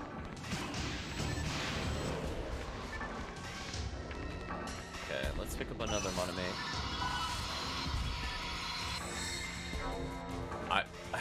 I was gonna say, good thing I have reactions. I was not expecting to use it when they were already dead, but I guess that works.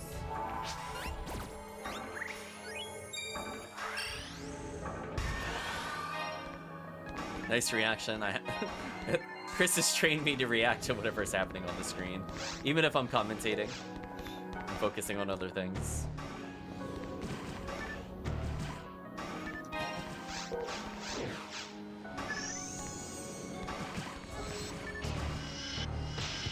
Oh, I just normal whiff. That's brutal. Yeah, I think I just have slightly not enough accuracy for multiplayer. Like, I'm so close. I could see, like, me putting on another Heavenly Arms, I mean, versus a Smart Link. So I am actually missing the accuracy by just a little bit. So this is where I'm hoping level ups will kind of make up for that. I probably need, like, 15 or 20 levels for this character to actually feel good in Ruins. Like, 1144 health is not great for Ruin. Oh god, I'm dead. Oh, the Dimate save? I did it? I should have died for sure.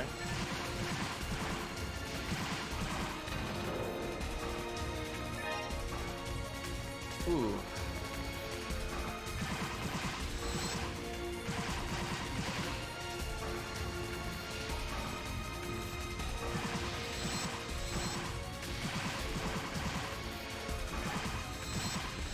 On the plus side, this weapon is so good.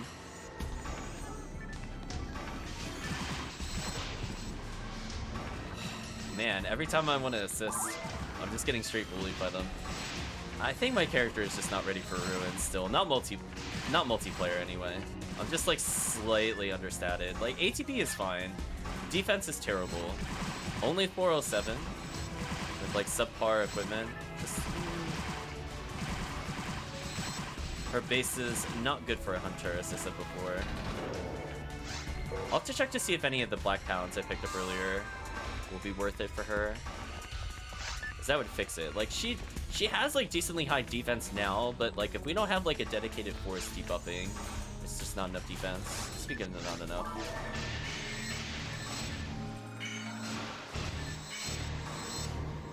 Wow, that was a massacre.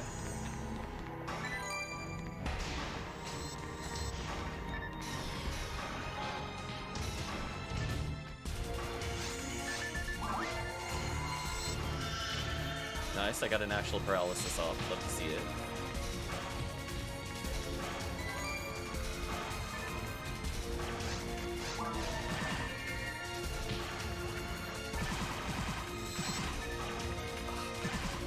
Enemy is just refusing to dodge. Or refusing to dodge, only parrying is what I meant to say. There we go. Let's help Chris out a little there. Probably get away with a confused trap here. I'm gonna save a couple freezes for the next room.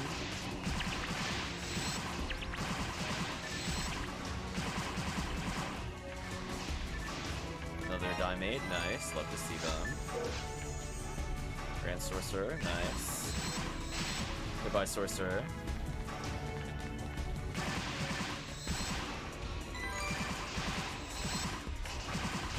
They're all coming to me. Go away.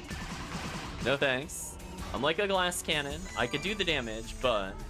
I'm gonna freeze trap for Chris.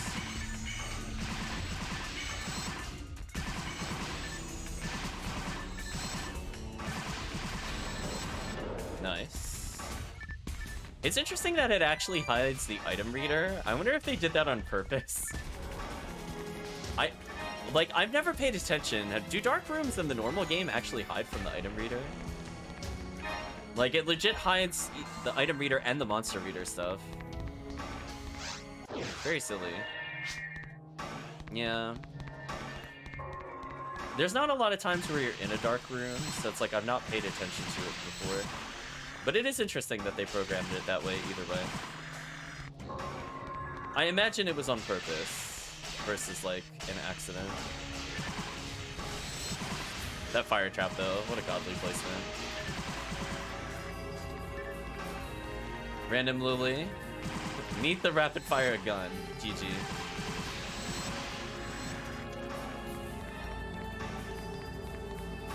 I still have an okay amount of fire traps left and freeze traps. Oh, not targetable for me.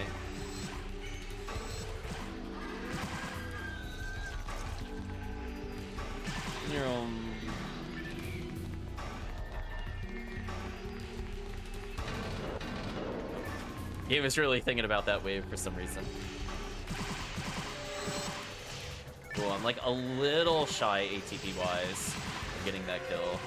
It just goes to show, like in 10 levels in multiplayer, I'm not gonna miss my rapid kill with the gun, even with bad damage rolls / lack of crits.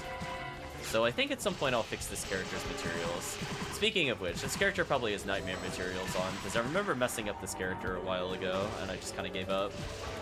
Like, that 408 defense sounds really high, but I guarantee you I took like 50-something defense materials.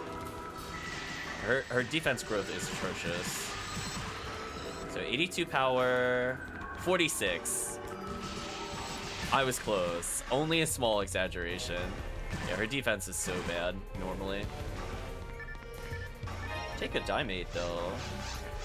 Slowly recouping some of my losses. Fortunately, I have 10 star atomizers in case we do get falls. I don't think either of us can currently survive the falls, so there'll be a moon atomizer off at some point.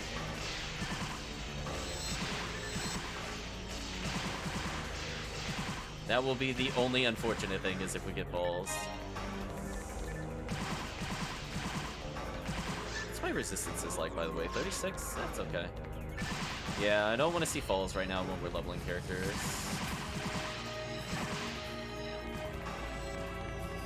More pan-arms for Chris. You know what? I might as well just steal XP while he actually tries to kill it. So chat, this character desperately needs to level.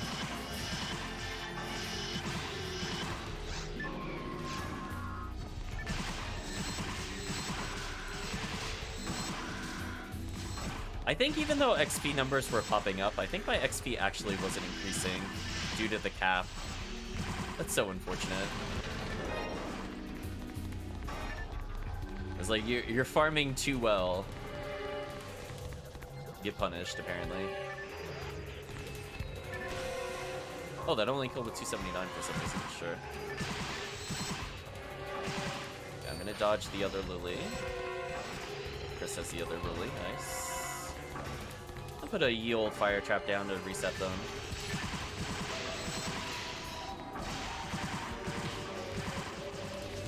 Again, fire trap's surprisingly useful. I feel like it doesn't get a lot of love. Like, people are like, why use it over freeze trap? And most of the time they're kind of right. But I think they underestimate how useful it is to just randomly stun things like lilies. Or DPS the slimes and all that kind of stuff. A lot of enemies in episode 4 take decent amount of damage from fire. So while dodging, it ends up being a great resource.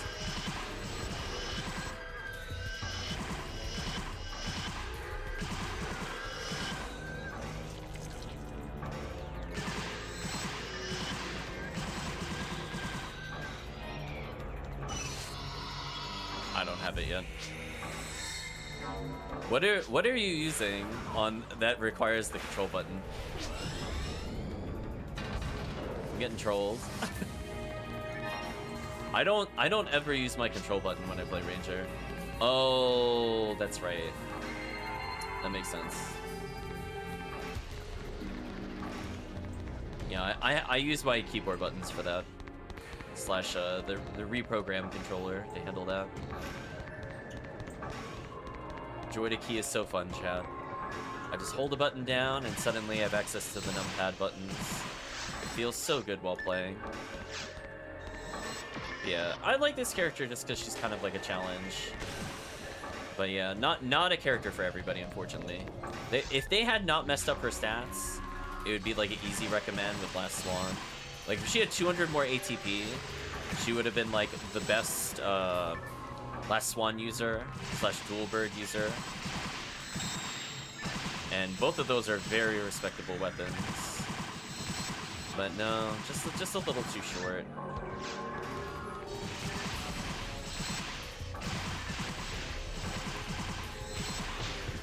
It's like right now, this character would be okay at TTF, because I have Red Sword for the Worm, which is a good paralysis-causing weapon. If I don't have Spread Needle. Got lasered. Congrats on the level up.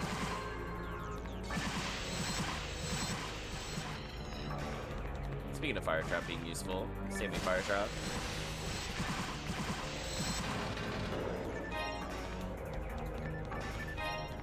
Still got like 70k to go. I did try to absorb some XP to cut down on how long that would take, but it's quite a ways away. I'm gonna regen some health. Pretty injured. 9 Trimates, 10 stars. That should be good for anything.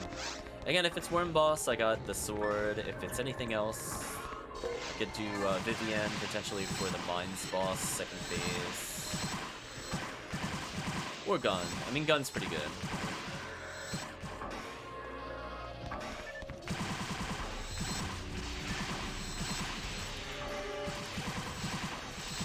That is not targeting properly. There we go. I had to just be better. By Nano Dragon. I accidentally used a Trimate. That is unfortunate.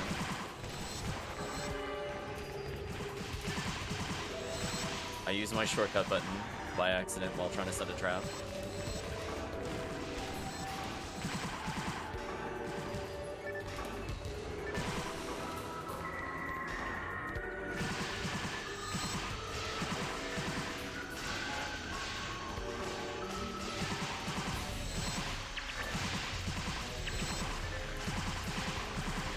Poor enemies.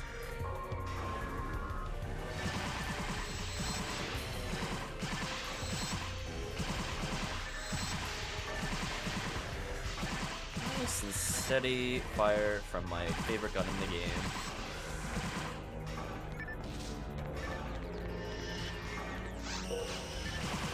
Try to steal some XP.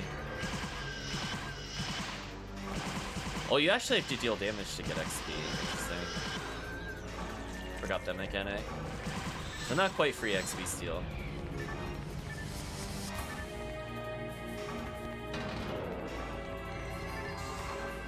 Barda 28. Put a confused trap down. Shoot the Lily ones. Fire trap again. That was a well played room.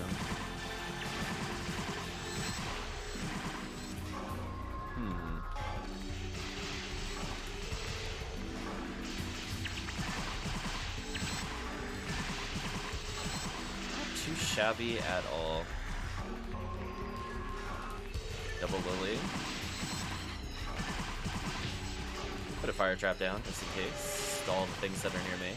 I guess I could technically damage the pan arm with fire trap. I just don't feel it's very efficient. I'd rather use it for its other purposes.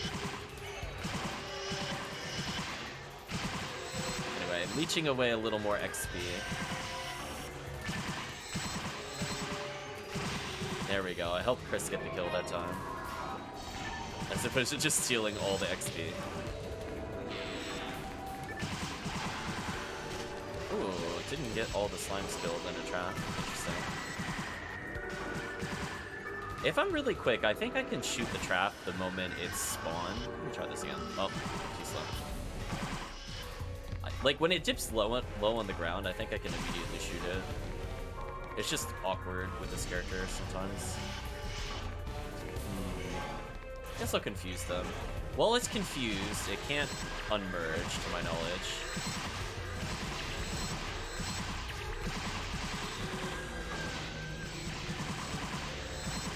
That should also help Chris out a bit, with his goal of never letting them separate.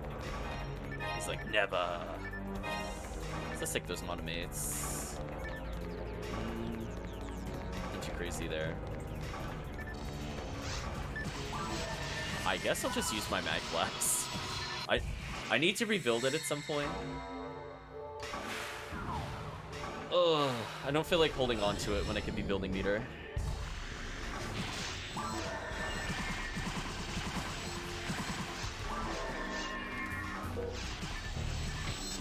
Oh, that was just... What an unlucky swing to just miss. Like, that was just actually unlucky. You should be able to hit the Lily with sword. It just reeled at, like, the exact frame it should have made contact. Which is just unfortunate. Very, very unfortunate. Oh well. I'm gonna believe in hopefully regenerating some health.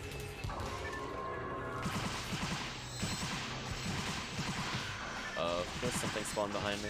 Go away.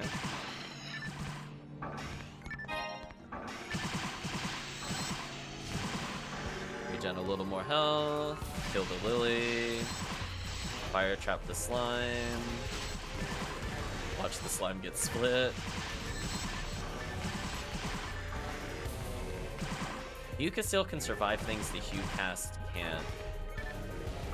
What do you mean by that? Do you mean like due to the max health totals?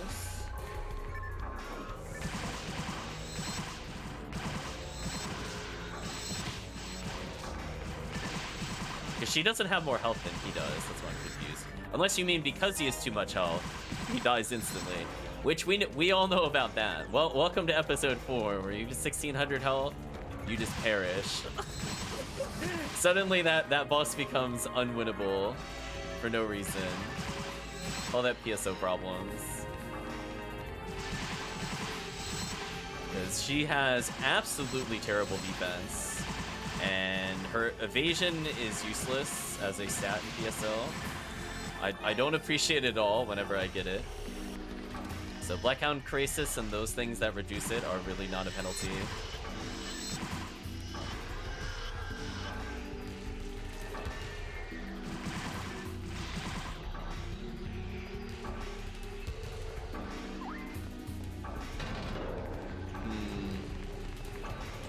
Yeah, I wish she had cast. She played. It's weird. She statted more like a human character, but with well, no, that's not even with accuracy. It's like she statted like a human character. It's very weird, which makes it very hard to do ultimate solo for those reasons. But I still try with her, even though I will call her very suboptimal compared to other characters. To be very blunt, there's no reason to really use her over a HuCas or even just like a RaMar. I would still probably pick the RaMar over her to some extent. The only reason I use her over characters like the RaMar is just because I like this gun. But otherwise, I think she's just objectively worse than like any of the other casts. I think by far she is the worst cast. I think even like her trap breakdown isn't like super great. Just the HuCas has much better trap disposition. I think almost all of it's focused in freeze traps, which is ridiculous. Kind of is what it is.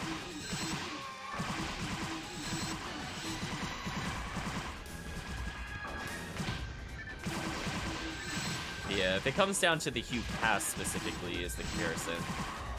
HP in this game kind of sucks. So there will just be random attacks that just multi-hit you and kill you. I fully agree with that. Offhand, I want to say the episode 4 boss. Anytime you get over 1600 health, you just kind of die. And it becomes unwinnable. Suddenly that tornado attack does like over 2k for no reason. Unless you're really sitting there spamming mates, you're just gonna die.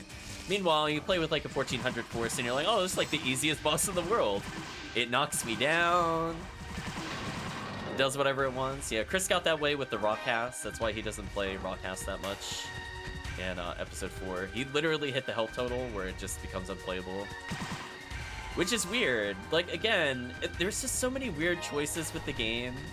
Like, if they didn't nerf the iframes, which I will bring up like every time we play, if they didn't nerf the iframes, I don't think a lot of this would be a problem in multiplayer. But you pump their set damage, and they don't knock you down. GG, you lose. It's very silly. It's kind of like where Falls just randomly double hits you. There's like a lot of really unintended difficulty. It's like the boss can go anywhere from dealing like 800 damage to you to 1400, or 720 damage to you to 1440, which is just completely absurd and unfair on so many levels, given that I don't think you can dodge that attack with anything ever, outside of like maybe Resta abuse for the iframes. But even then, that would be a lot of Resta abuse. I don't see somebody doing it like 3 times in a row. Also, rip our buffs. Ow.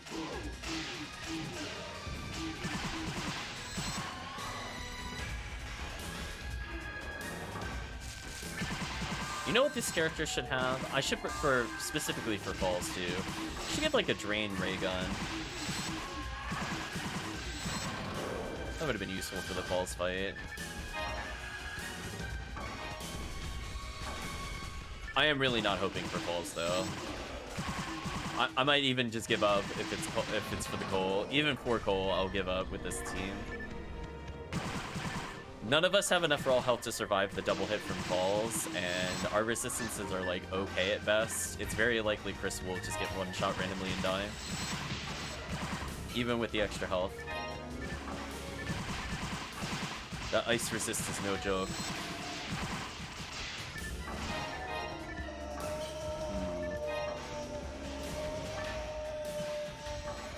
I'm so close to leveling though. I really hope I get it without needing to fight the boss. Just need 10,000 more. Well, speaking of which, these things are amazing for stealing XP from. Not the best in the game, but it's very easy XP. Yeah, hopefully with all that XP stealing, I should be fine. Got like 4 extra kills worth of XP. So we'll see. Oh, hello. I can't believe I'm down to 2 fire traps. That's actually crazy to me. So I should start spamming my other traps a bit more. Especially since I'm about to level. Really have no reason to hold back at this point. If I had realized my XP earlier, I would have been spamming it, I think, in the other room. Oh well. For now, I'll take what I could get. Yeah, let's walk towards them, freeze trap, walk away. I think we get a good red sword here. Yeah, that's a good red sword. All the priority targets got hit. We'll freeze trap again.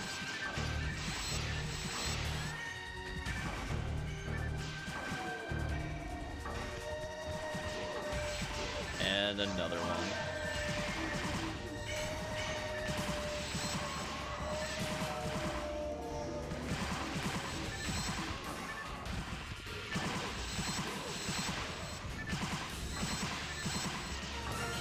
Nice level up. 2 defense? What am I, a human character? What is this? At least I got an accuracy point. I legitimately need that, like, not even an exaggeration. Like, I can't use the gun that she wants to use because she's still, like, even with Heavenly Arms, I, like, barely hit with it. I think I need to be at, like, 220-ish ATA, so I got many levels to go. But hey, I'm slightly less prone to insta-death. The extra health does not hurt me in this scenario because my health is so low to begin with. Okay, that's okay. But yeah, 3 defense, like, come on. Every other cast gets like 4+. Ridiculous.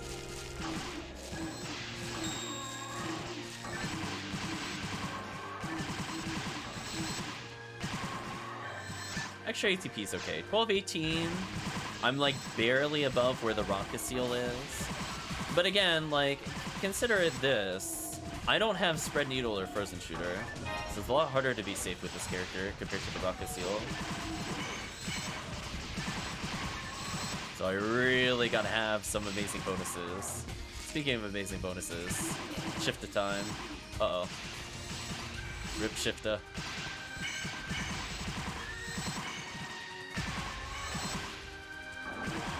There we go. I almost had Mag Blast again. I'm at 96. So we'll have it for the boss fight, potentially.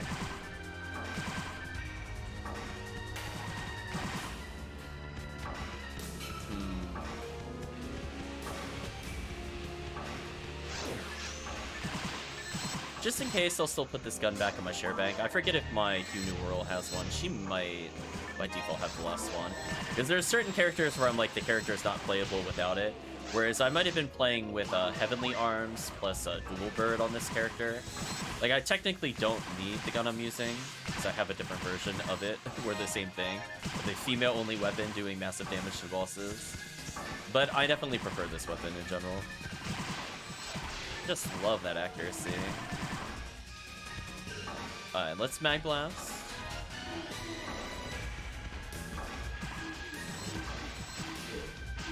Oh, he's shooting it out Mag Blasting. Yes.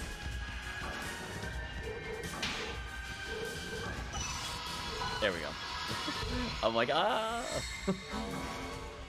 That's okay though. This should give us pretty good shift to D-Band.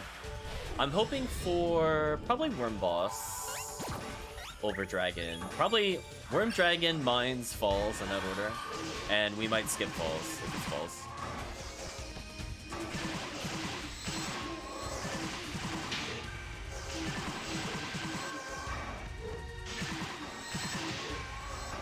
Then we'll take a break after that one.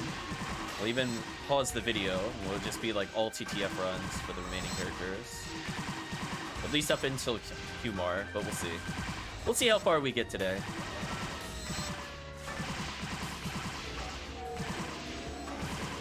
But I think it's a good video, showcasing the new quests and the randomized enemies. And getting Cole in the process. Not too shabby.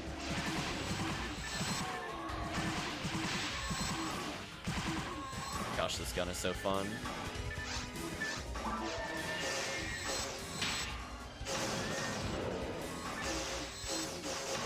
There we go. Just had to believe. Weapon does do a lot of damage. If I'm able to reach them, I do prefer it over the weapon that I normally use. So if they're like the wolves that aren't very aggressive, I should probably cut them down with this, now that I have Shifta. Doing potentially 3,000 plus a combo is insane.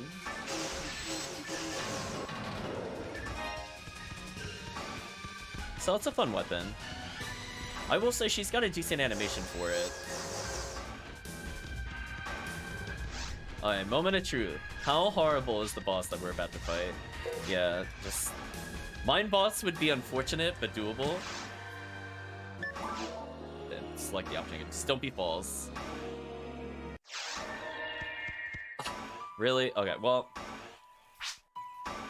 Alt... Backspace. It's not happening. Listen, if one of us had 1,400 health in multiplayer, I'd be like, whatever, could do it. Like, if I had 1,400 health, I would do it. But fall specifically, when I'm like 1,200 health and not good ice resist, we're literally both just gonna die to the ice attack. It's not gonna be fun. I don't want the chat to sit through that. Well, anyway, I'm gonna play the HuNew, who is level 20 shifted D-Band. So by all means, Chris, bring in whoever you want. If you want to bring in a character that's good against falls, it's up to you. Hopefully this character has a handgun. I'm gonna check their item reader. If not, I'm gonna go make the game again as another character just to move it around. So they have a last swan in inventory. That's fine then. Yeah, this character is also extremely difficult to gear up. A lot of people were saying that this was one of their favorite solo characters. And I'm kind of like, why? I had really high hopes with this character, and it's like, man, oh man, what you have to do to gear up for this character to be good is like so far and beyond what I would say is a good solo character.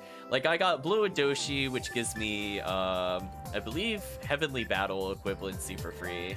I had to get Kasami Bracer, which, you know, is pretty good against falls, I will state. But then, like, everything else is just like, man, you have to get, like, 100 Dex Mag to fix your ATA. You potentially need Adept. Like, this character is, like, a work of love, I will state. I'll make the game, it's fine.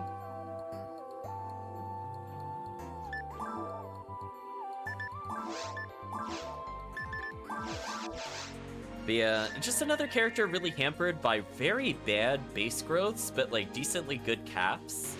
So it's like they're like maybe at super late game they're super fun to play as, but the journey to get there is painful, and I do not recommend this character being a first character either.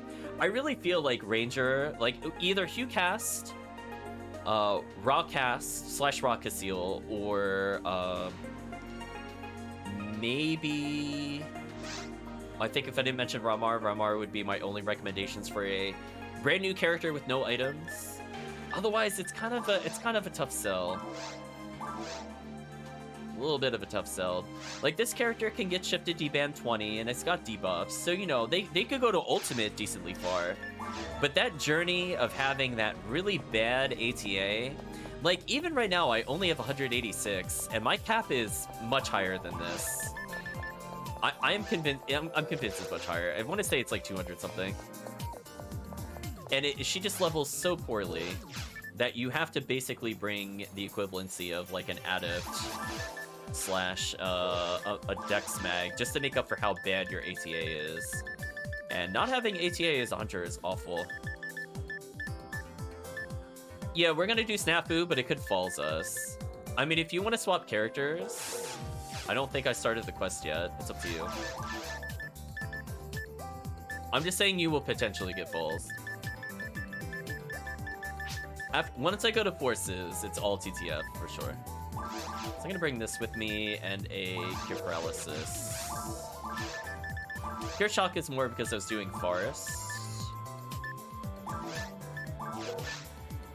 A 1 in 99 is their cap, not 201. I thought it was 201 for some reason. Oh well. Never mind. Slightly off, but hey, I'll take the extra resistances. So Spirit Diska, amazing on this character. Holy Ray is a sniper for hunters. So this character is geared for falls. I have Last Swan, Holy Ray, Diska, Vivian. Pretty solid character overall. I have a bazillion escape dolls apparently. Yeah, this hero ability, I should probably sub out for a god ability. I know I have one. So I'm gonna go do that. I'm gonna put this in the share bank. And I'm gonna take out, I think I have a spare god ability.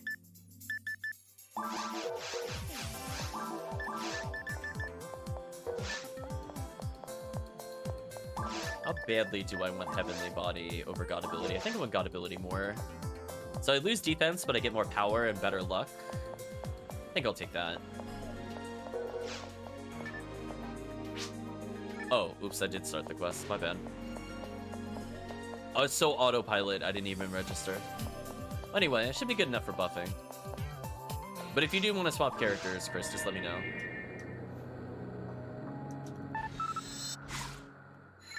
Buff you in the meantime.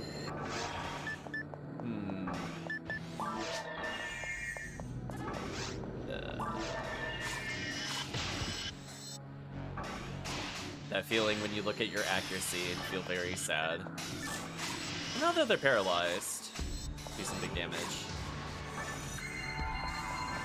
I mean, like, I'm not a bad pairing with Chris. Like, if he freezes or paralyzes, I actually land my special, which does pretty good damage. I mean, 700 on I think a non-crit with Diska is very silly.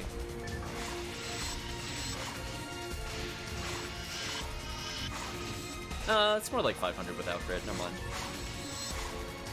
Still decent, but not game-breaking yet.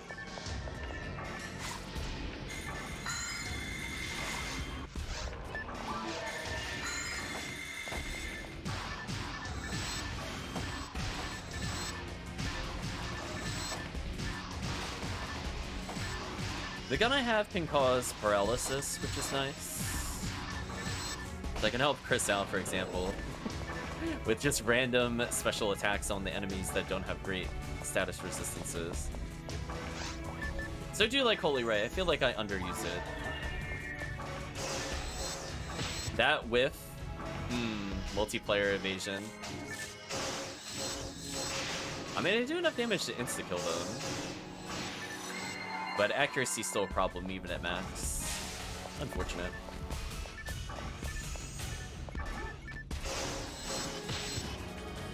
I needed to delay my shot there slightly. That was my fault.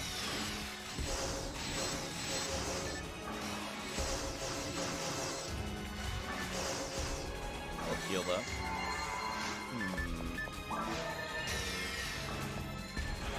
Yeah, and I just love debuffing characters.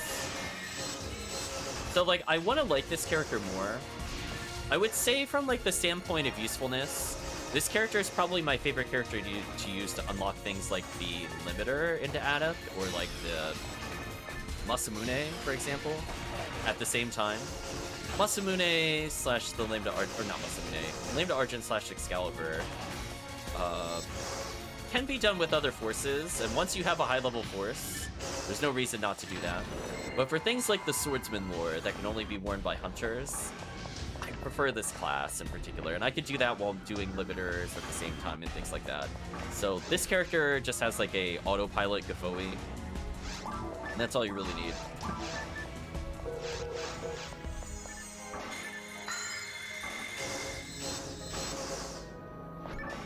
Okay, let's get a freeze in there.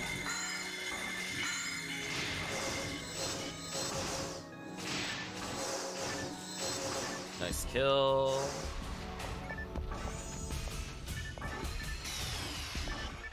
Yeah, I'm so used to playing Force. The first thing I do is debuff their attack. I'm like, listen, I don't want Chris using items. I don't want to use items.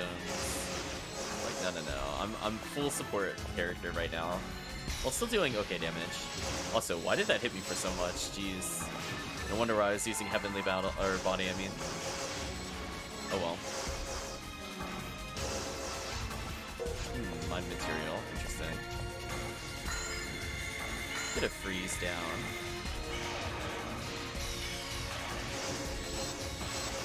Nice. Micro step to dodge. Ooh, I actually attacked slightly too fast there. Interesting.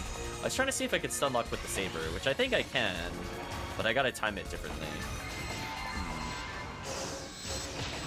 You see that? Like, I struck the second hit, but it wasn't safe on hit. Which is kind of unfortunate.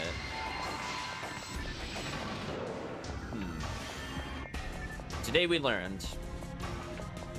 I'm sure there's a timing I can use to make that save, but it is very awkward.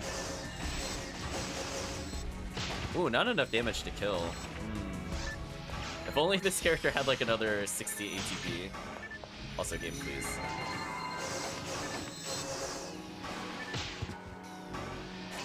I roll my eyes at the enemy sniping me.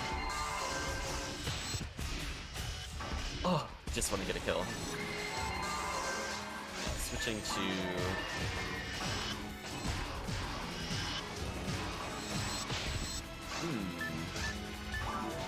That doesn't do enough knockback to do it. Alright, we'll do ye old normal attack moves. It's fine. What the... Oh. I thought they were going to spawn in the middle. I must have miscounted. Alright, this is bad for me. I'm getting a little flustered. I would like for them to stop targeting me full screen while fighting a Del Saber. It's kind of like the worst possible combo to happen for me. I have to kill these Chris. They're bothering me too much. I literally can't do anything. Just like, I just want to attack and they are literally only targeting me. Please stop. I need to be able to kill. Thank you. Hunters need to be able to walk around a bit in order to deal damage. So being locked there was really brutal.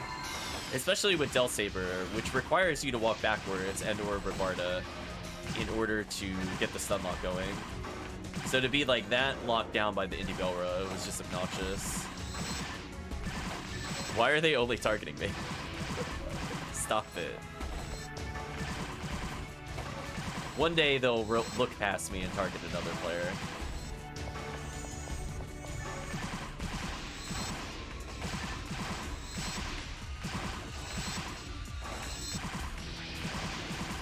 I'm shaking my head every time it targets me. Just saying, every time. I'm watching you, game. I saw it again. It looked right past Chris that time, and it went straight to me again. Like, uh-huh. Okay.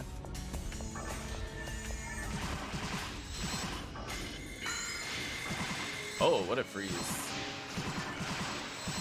Thank you, Robarda. My fake force nature helped there. Let's debuff them for Chris to make his life a little easier.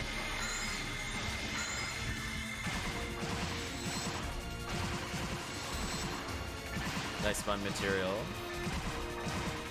That up in a second. What? Oh, 4 of them. Hello. Been a while since I saw one of these rooms. That's certainly a choice. Go ahead and use the tri-fluid here. That took me by surprise. I was not ready for that. What a horrible room. Let's kill these.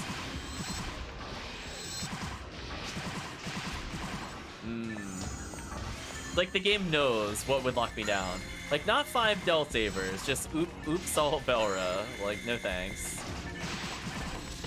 Got the freeze to assist Chris. Debuff them real quick. Hello, Shaky. Hope you're doing well. He's got so much health I have to rest it like 4 times. Chris is just too good. He can't be stopped. I would ask how much Chris has to level. I'm sure it's in the millions. I'm not too worried about it.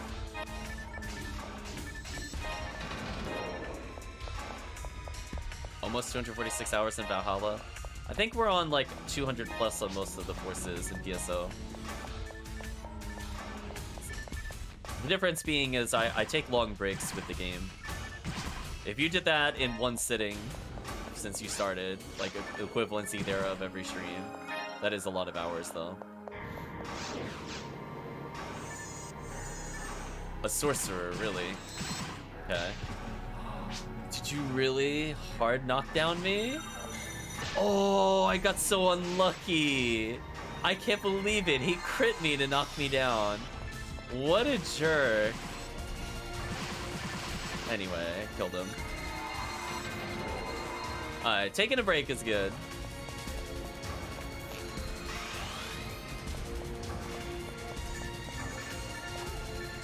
Get a little debuff action on these enemies. That lone claw sneaking towards me slowly. I'm like, I don't want anything to do with that enemy. Oh, by the way, I have Mag Blast if you want it.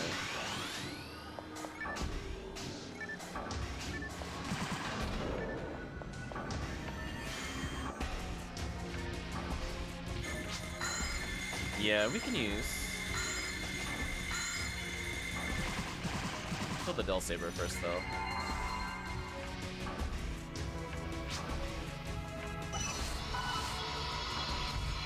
It's okay, Chris. I'll react to your Mag Blast. You don't have to say anything. I'm ready for it. But yeah, we'll be taking a short break after this, but we'll continue until probably about 1 o'clock this time. Maybe 1:30. We'll see. I gotta prepare stuff for family later, so I'm gonna give myself some time for that. And then we'll be returning whenever I'm done with family stuff. Presumably around 7:30. And we will go with a stream retrospective after Soten Mayhem. I will say the caveat to the stream later today is probably we're only doing 2.5 hours per run. If I don't win in 2.5 hours or do whatever I want by that point, I'm giving up on the run. I don't want to be in a 4-hour game with you guys. It's too brutal. Too brutal.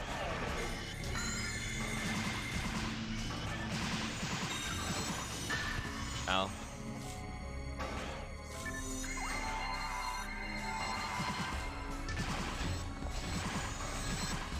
Uh-oh. I think I'm in trouble. I'm gonna Mega dodge. Light switch. Thank you. Oh, escape bell. And a sorcerer is in here. How lovely. Wow, Chris killed that thing instantly. The privilege of being 192 RaCast. Everything near you explodes.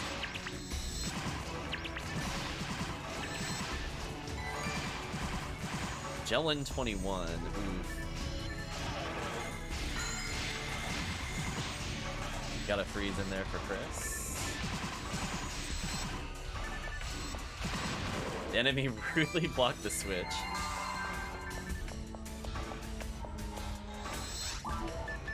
I saw you were switching over to Monster Sanctuary though, Shaky. Hopefully you're having fun with that. I know you've been recommending it to a lot of people.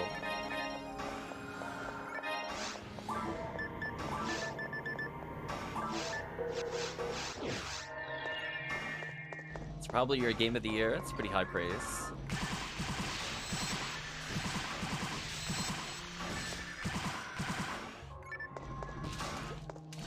I'm not sure what my game of the year is yet, though. I actually really have to think about it. I did go through the categories for later today of like what my favorite games were, but picking one is a little rough. I do have to think about it. As I said before, I might do like a split category for like game I played this year that we've done before. Tales of Eternia is going to win some awards, but I will guarantee you it is not game of the year.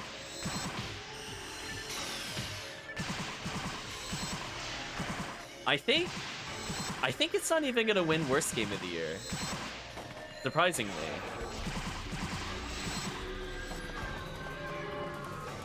Again, there's a lot of interesting contenders this year. I know. we know there's certain categories it's gonna win automatically. Although I might have to veto myself from music because Perudi was technically last year. So it can't win the music failure twice in a row. It can win other categories though.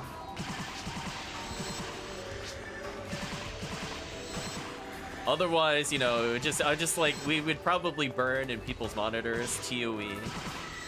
For in the worst spot specifically. It's just never leaving the screen. It could win it 2 times in a row. I don't think technically it was played in 2022. It was talked about in 2022, but I think we moved past it at that point.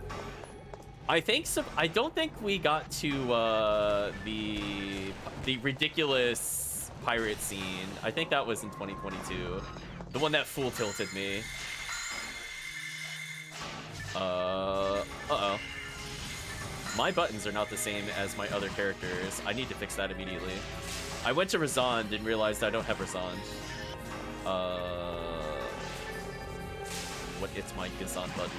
Let's fix that before we go further. Oh, lilies. Come on. Not gonna get a chance. I'm gonna Rabarda them. I would love just like 2 minutes to fix this. I don't think I'm gonna get it. Nope. It's gonna be Oops All Lily again. Well, I'll free some salad, I guess.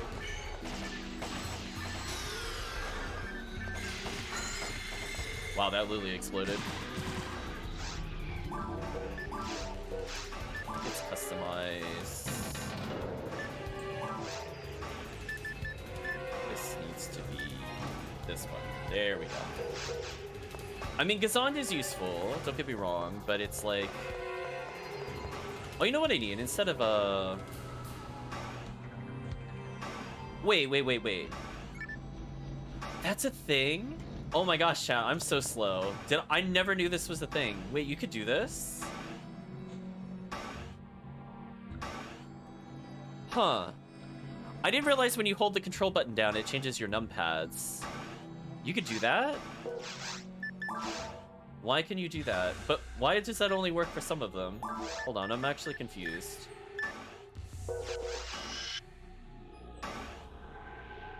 Why does that work? What? What can this mean? I'm actually confused. How did I do that? Is it because I was holding a button at the time? Hold on, chat. I'm learning new things. I'm not really comfortable with the PC controls, so it's like something I would never have thought of. So it's like... Is it like I have to hold... How did that happen? Is that intended? Like, for you to be able to do that? There's so much I need to learn. Hold on, chat. I'm stopping everything to learn how this works. Oh, depending on if you do it on the control versus not the control. Oh. Oh, wow, I could have been doing so much more. Huh. That is really interesting. I mean, it's not good for me because control... Yeah, it's... The problem is, like, I use this button for other things. Like that, the control button I use for Resta currently. Huh. I might try to relearn a skill schematic. Like, my shifted D band is going to be consistent no matter what. Like, that straight up is just a fact. It's never going to change. But for the other buttons...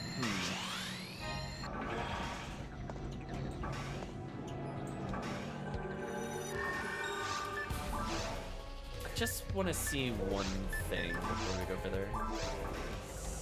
So if I do this... If I unbind this...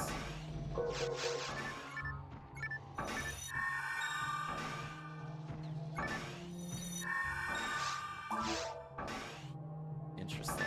I'm gonna put it back for now, because I'll get very confused if I don't do it that way. Anyway, today I learned.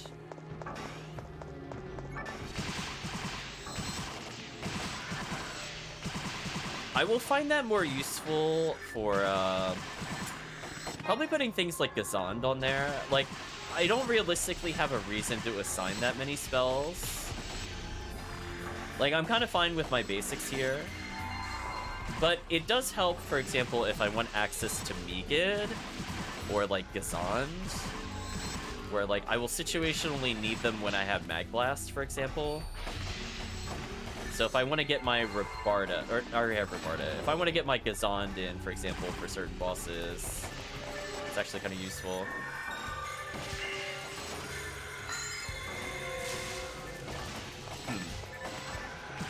Well, I guess I'm gonna have to relearn the Force at some point, chat. Because that wasn't a thing in the GameCube version, which originally was the most played, but now I think I've officially played more Ephinea than the GameCube.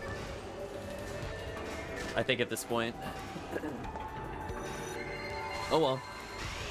But now I know. Should help Chris out a bit, because I know he's looking to potentially map a whole bunch of things. Some people like to map their fluids. I don't like to do that, honestly, unless I'm like a cast. But that would also stop me from having menuing issues if I assign it to, like, the middle buttons. I'll think about it.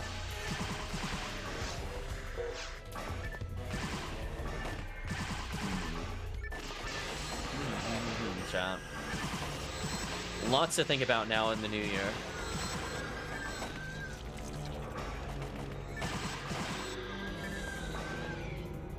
I'm curious if the Ephinea tutorial thing ever mentioned that. I feel like it didn't. Because I did recall going through and reading it before I started playing, because I wasn't familiar with the PC controls.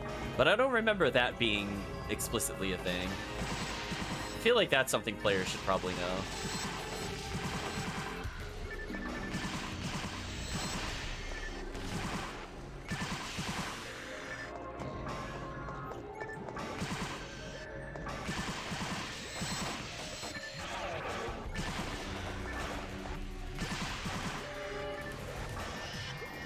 Put a couple of giveaways out, see where it takes us.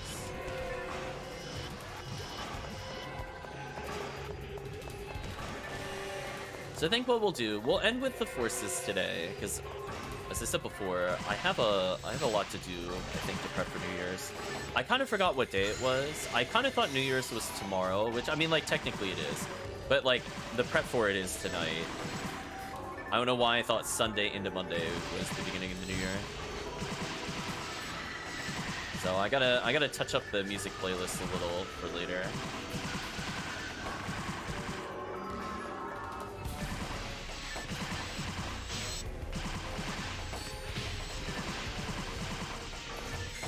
Oh well, it is what it is. What are my plans? Family from about 2 to 6:30-ish. I'm gonna give myself an extra hour before the stream in case it runs late. Or I need time to prep for the stream. Then it'll be mayhem, Shaky. It'll be mayhem all the way until just before midnight, and then that's a hard stop. And then we go into the stream retrospective for another hour. And that'll be the plans for the day. It'll be quite filled with content for sure.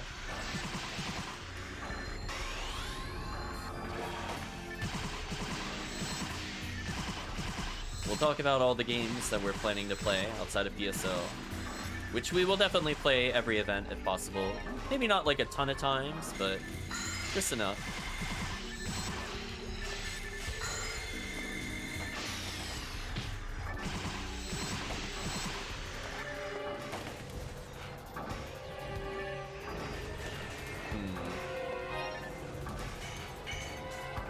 Oh, I can't hit the slime. It is frozen.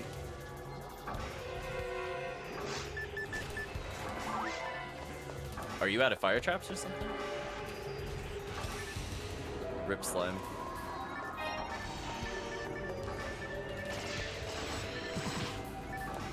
Let's debuff the enemies, give Chris a break.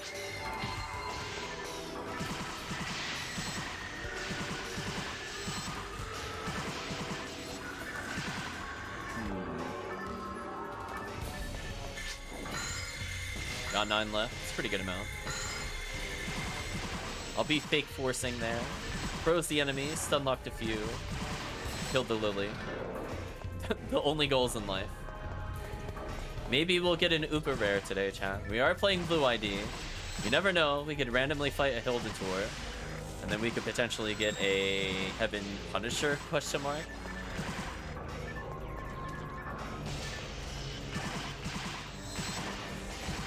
I think there were some okay cave drops as well. Blue ID, I think, is one that needed a little bit of love. And I will say, they did try to buff the Blue ID a little bit, so it's a bit less useless. It's kind of one of those ones where you're going for very specific things, like it allows a limiter in episode 4, for example, from a Astark, which is very different from what you normally get it from. So if you're looking to not farm Gertaboo forever, it could be fun doing the surface rares. I just got Mag Blast.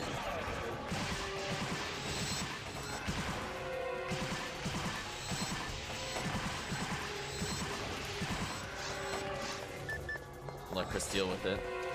Oh, he shot it with that instead of Frozen Shooter. Should we use Mag Blast? Probably next wave. Assuming it's not Lily. Chris trying to go in and get the kill.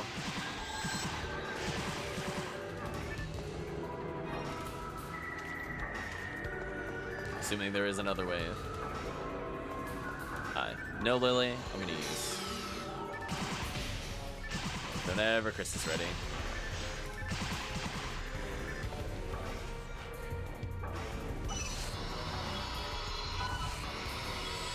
Whew.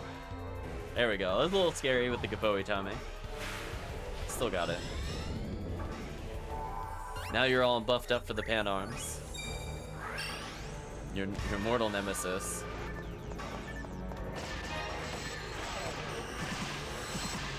Surprised you aren't using Frozen Shooter on it if you don't want it to split. Otherwise, it's gonna do that. Rip pan arms.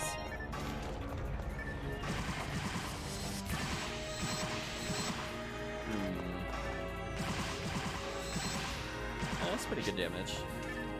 If it splits, it splits. Oh no. What have I done to Chris? I've corrupted him.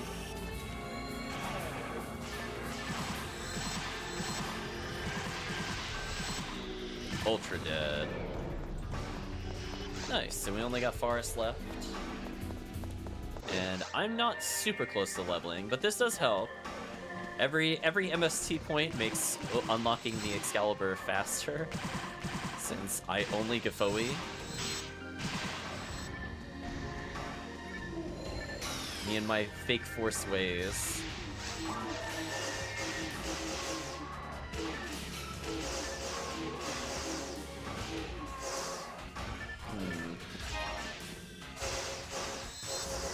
Why are they walking away from me? Stop that.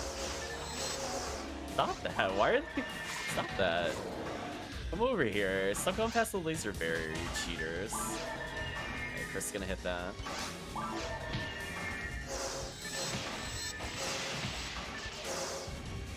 Heal Chris up. There we go.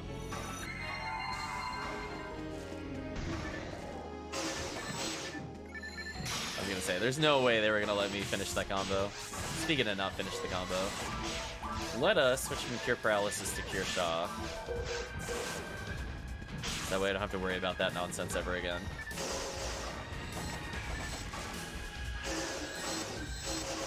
Nice. Given how often I try to farm for Heaven Punisher, it's one of the rare times I just keep a shock unit on the character. Most of the time I don't find it very useful, and I just ignore it. I don't play episode 2 where it's slightly more prevalent.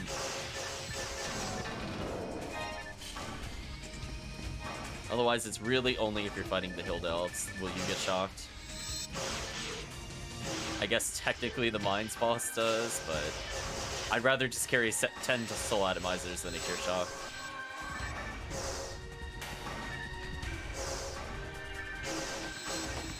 More useful in the long run.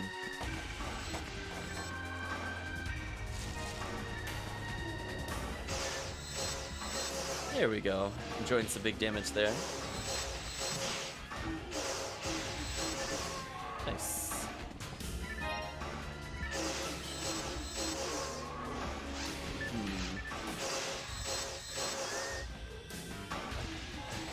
So this one I am kind of hoping to fight falls. We'll see what happens though.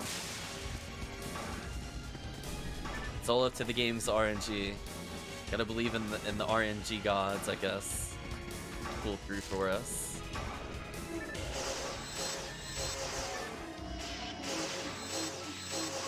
Nice and simple.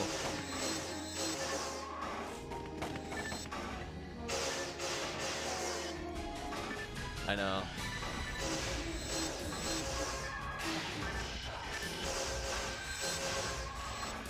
We'll put it in terms for Shaky to understand. We gotta do 2 coin flips and win both.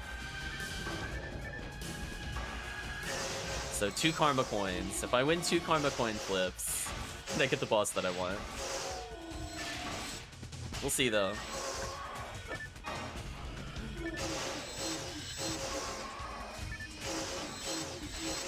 Poor enemies.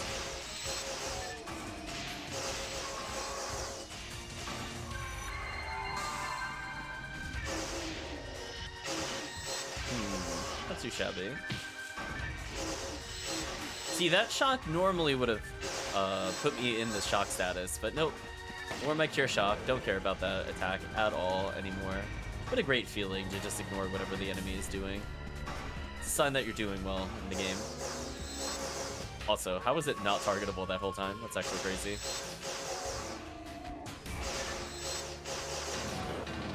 Nice and easy kills.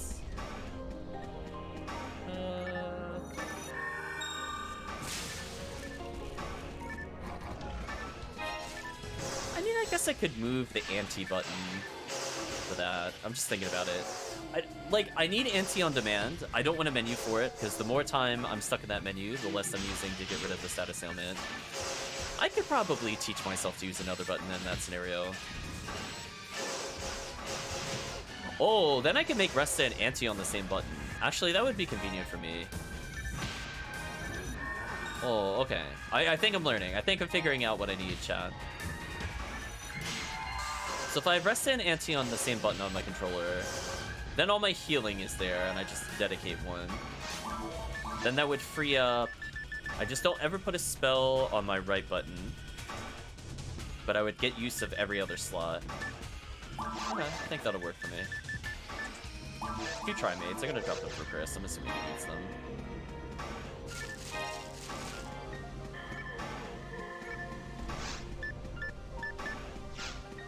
I even have Star Atomizers. That's so silly.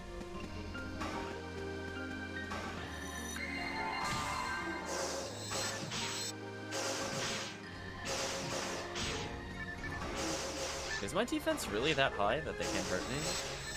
Or am I just evading because I have 1,000 evade?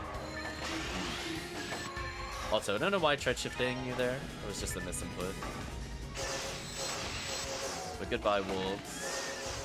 So next time I do this quest, I'll level. Unless the XP disappears tomorrow, which is very likely, I would state.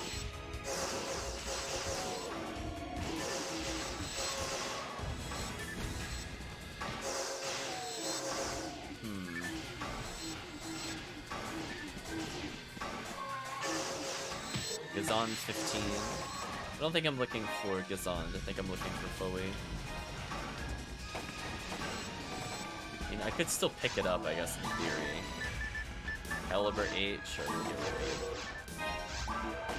it. Also, probably could have put away a few items. I have like one too many Scape Dolls. I'll gift Chris the Scape Doll. I think he... You know what, we'll gift him another Scape Doll as well.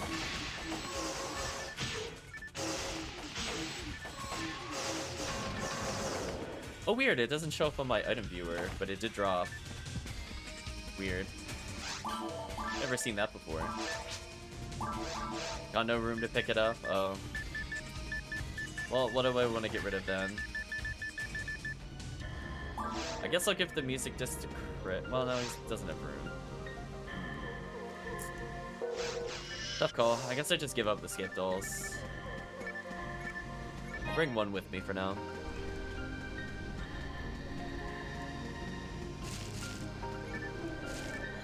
Anyway, back to buffs. This one is fairly satisfying. I think you just need a little bit more ATP with it. I think 1200 would be the perfect number for solo play. For both Farce and Caves. In multiplayer, it can definitely kill the Forest, as is. Caves, it needs a little bit of assistance. I'm missing it by like 100 damage. So potentially just doing 20 to 25 more a swing would be enough. Maybe just critting once in there, enough to make the difference. We'll see though.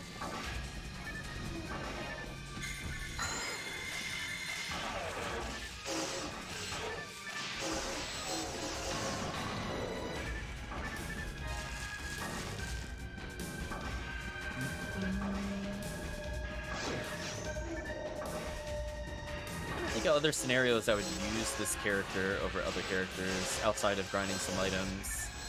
Not a whole ton. I mean, less one makes every character fun. It's not specific to the class. But I don't know. I guess with higher ATP, MST could potentially outdamage the RaMarl. But I think the utility of Spread Needle and Frozen Shooter is just so good. It's really hard to say I would give those up for this character for a little bit of ATP when Spread Needle is just so good. I do kind of feel that way about Rangers and Hunters though. There's like, I want to like Hunters, and I do like some of them. Like, I like the HuCas quite a bit, for example. But it's just really hard to justify when I'm playing solo giving up the utility of like a Frozen Shooter in order to just get like a potentially more damaging weapon. I'm not quite at the level where I'm able to basically solo comfortably with a lot of those characters. So it becomes a little difficult to even give them the XP to reach the end game. So I feel like that's a problem that I only really have with Hunters. Where like Forces, no, I'll be fine. I can play them 0 to 200, doesn't matter. Rangers, as soon as you get a Spread Needle Frozen Shooter, I could be like, whatever. I can solo basically every area, but Hunters, I never get that feeling. Hunters are super great though, in groups for sure, don't get me wrong. Like, their charge mech guns, if other people are tanking for them, are insane. Even just having 2 or 3 of the same kind of cast would provide so much fire in general that there's pretty much nothing the enemies could do. Which I think is legitimate. As you go to like the 4-man group, worries about defense and health are really not relevant. Unless you get one shot, it's not relevant. Because you have so many people providing DPS of Spread Needle stuns and all that nonsense. I almost said no, chat. Worm boss, disappointing, but that's fine. acceptable. We'll call this acceptable. I think Blue ID gets a rare of some sort here of interest. I know Blue ID Dragon actually gets Holy Ray, which is my preferred rare drop, but looks like my funding to the Sega team wore off. But they're targeting Chris for some reason instead of me, which I'll take. Dead. I got that last hit charge on him. I like it didn't target me even though I had the least health. I'm not gonna question it. Listen, sometimes the game just wants you to win. If it targeted me, that wouldn't have been a one cycle for sure. It would have been close, but not quite. But not too shabby. Synchro's looking good. Don't need to worry about that. I need to put away some of these scape dolls. Just way too many. Call that high-level play problems. How many escape dolls am I at on this character? Let's find out. Is she low because she's done episode 2? No, not really.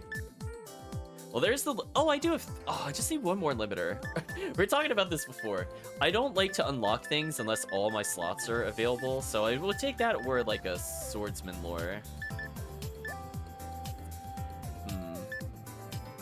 There's a heaven... Oh, I do have a heavenly mind in here. I was actually looking for that earlier. I thought I had 4. I'm not hallucinating. It was just on the wrong character.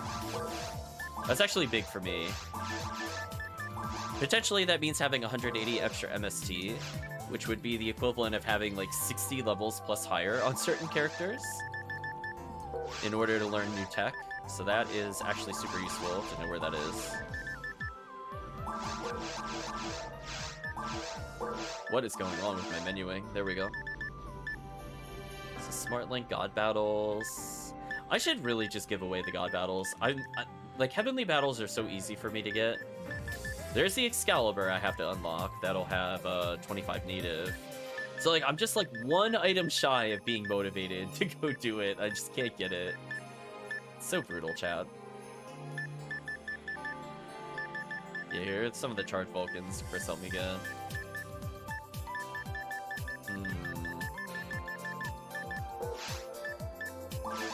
Okay. Don't need anything else there. We're just gonna deposit our mine materials. If I get close to like 120 power, I'll go fix the character. But I gave away 99 mine, 99 power recently, so I am kind of out. Although, as you can see, even giving away 99, I still have 20 plus of the materials, because that's fair. Okay. I guess I'll leave the God ability on this character. Is there... Honestly, I don't see a reason to remove it at this point. And they have Last Swan. I could probably put away some of these weapons. Think about it. So I'll hand in the quest. We'll take a short break for like a couple minutes. We'll even split up the video, so we'll give a send-off to YouTube again briefly. But stick around, chat. We still have a couple hours to go. Extra coal, nice. I'm thinking at the end of today's stream, I'll go and actually open a gift. Like, we'll spend the 50 coal and see if we could get something amazing before the end of the year. So chat, I will be right back, but before we go formally be right back, we'll talk about how I think the session went. I think I got some level ups on characters I don't normally play as. Hopefully it was interesting to watch my approach differ when I change classes, like the differences between Ranger and Hunter with cast. Because I played Force so much, we're not going to do that same quest. We're just going to stick to TTF. So we'll do 4 runs, and then we'll leave the remaining characters, I think, for tomorrow. That way we could say we went through every character as part of the event. But pretty happy of how things went. Hopefully Chris had fun so far, and we'll continue to play a little bit.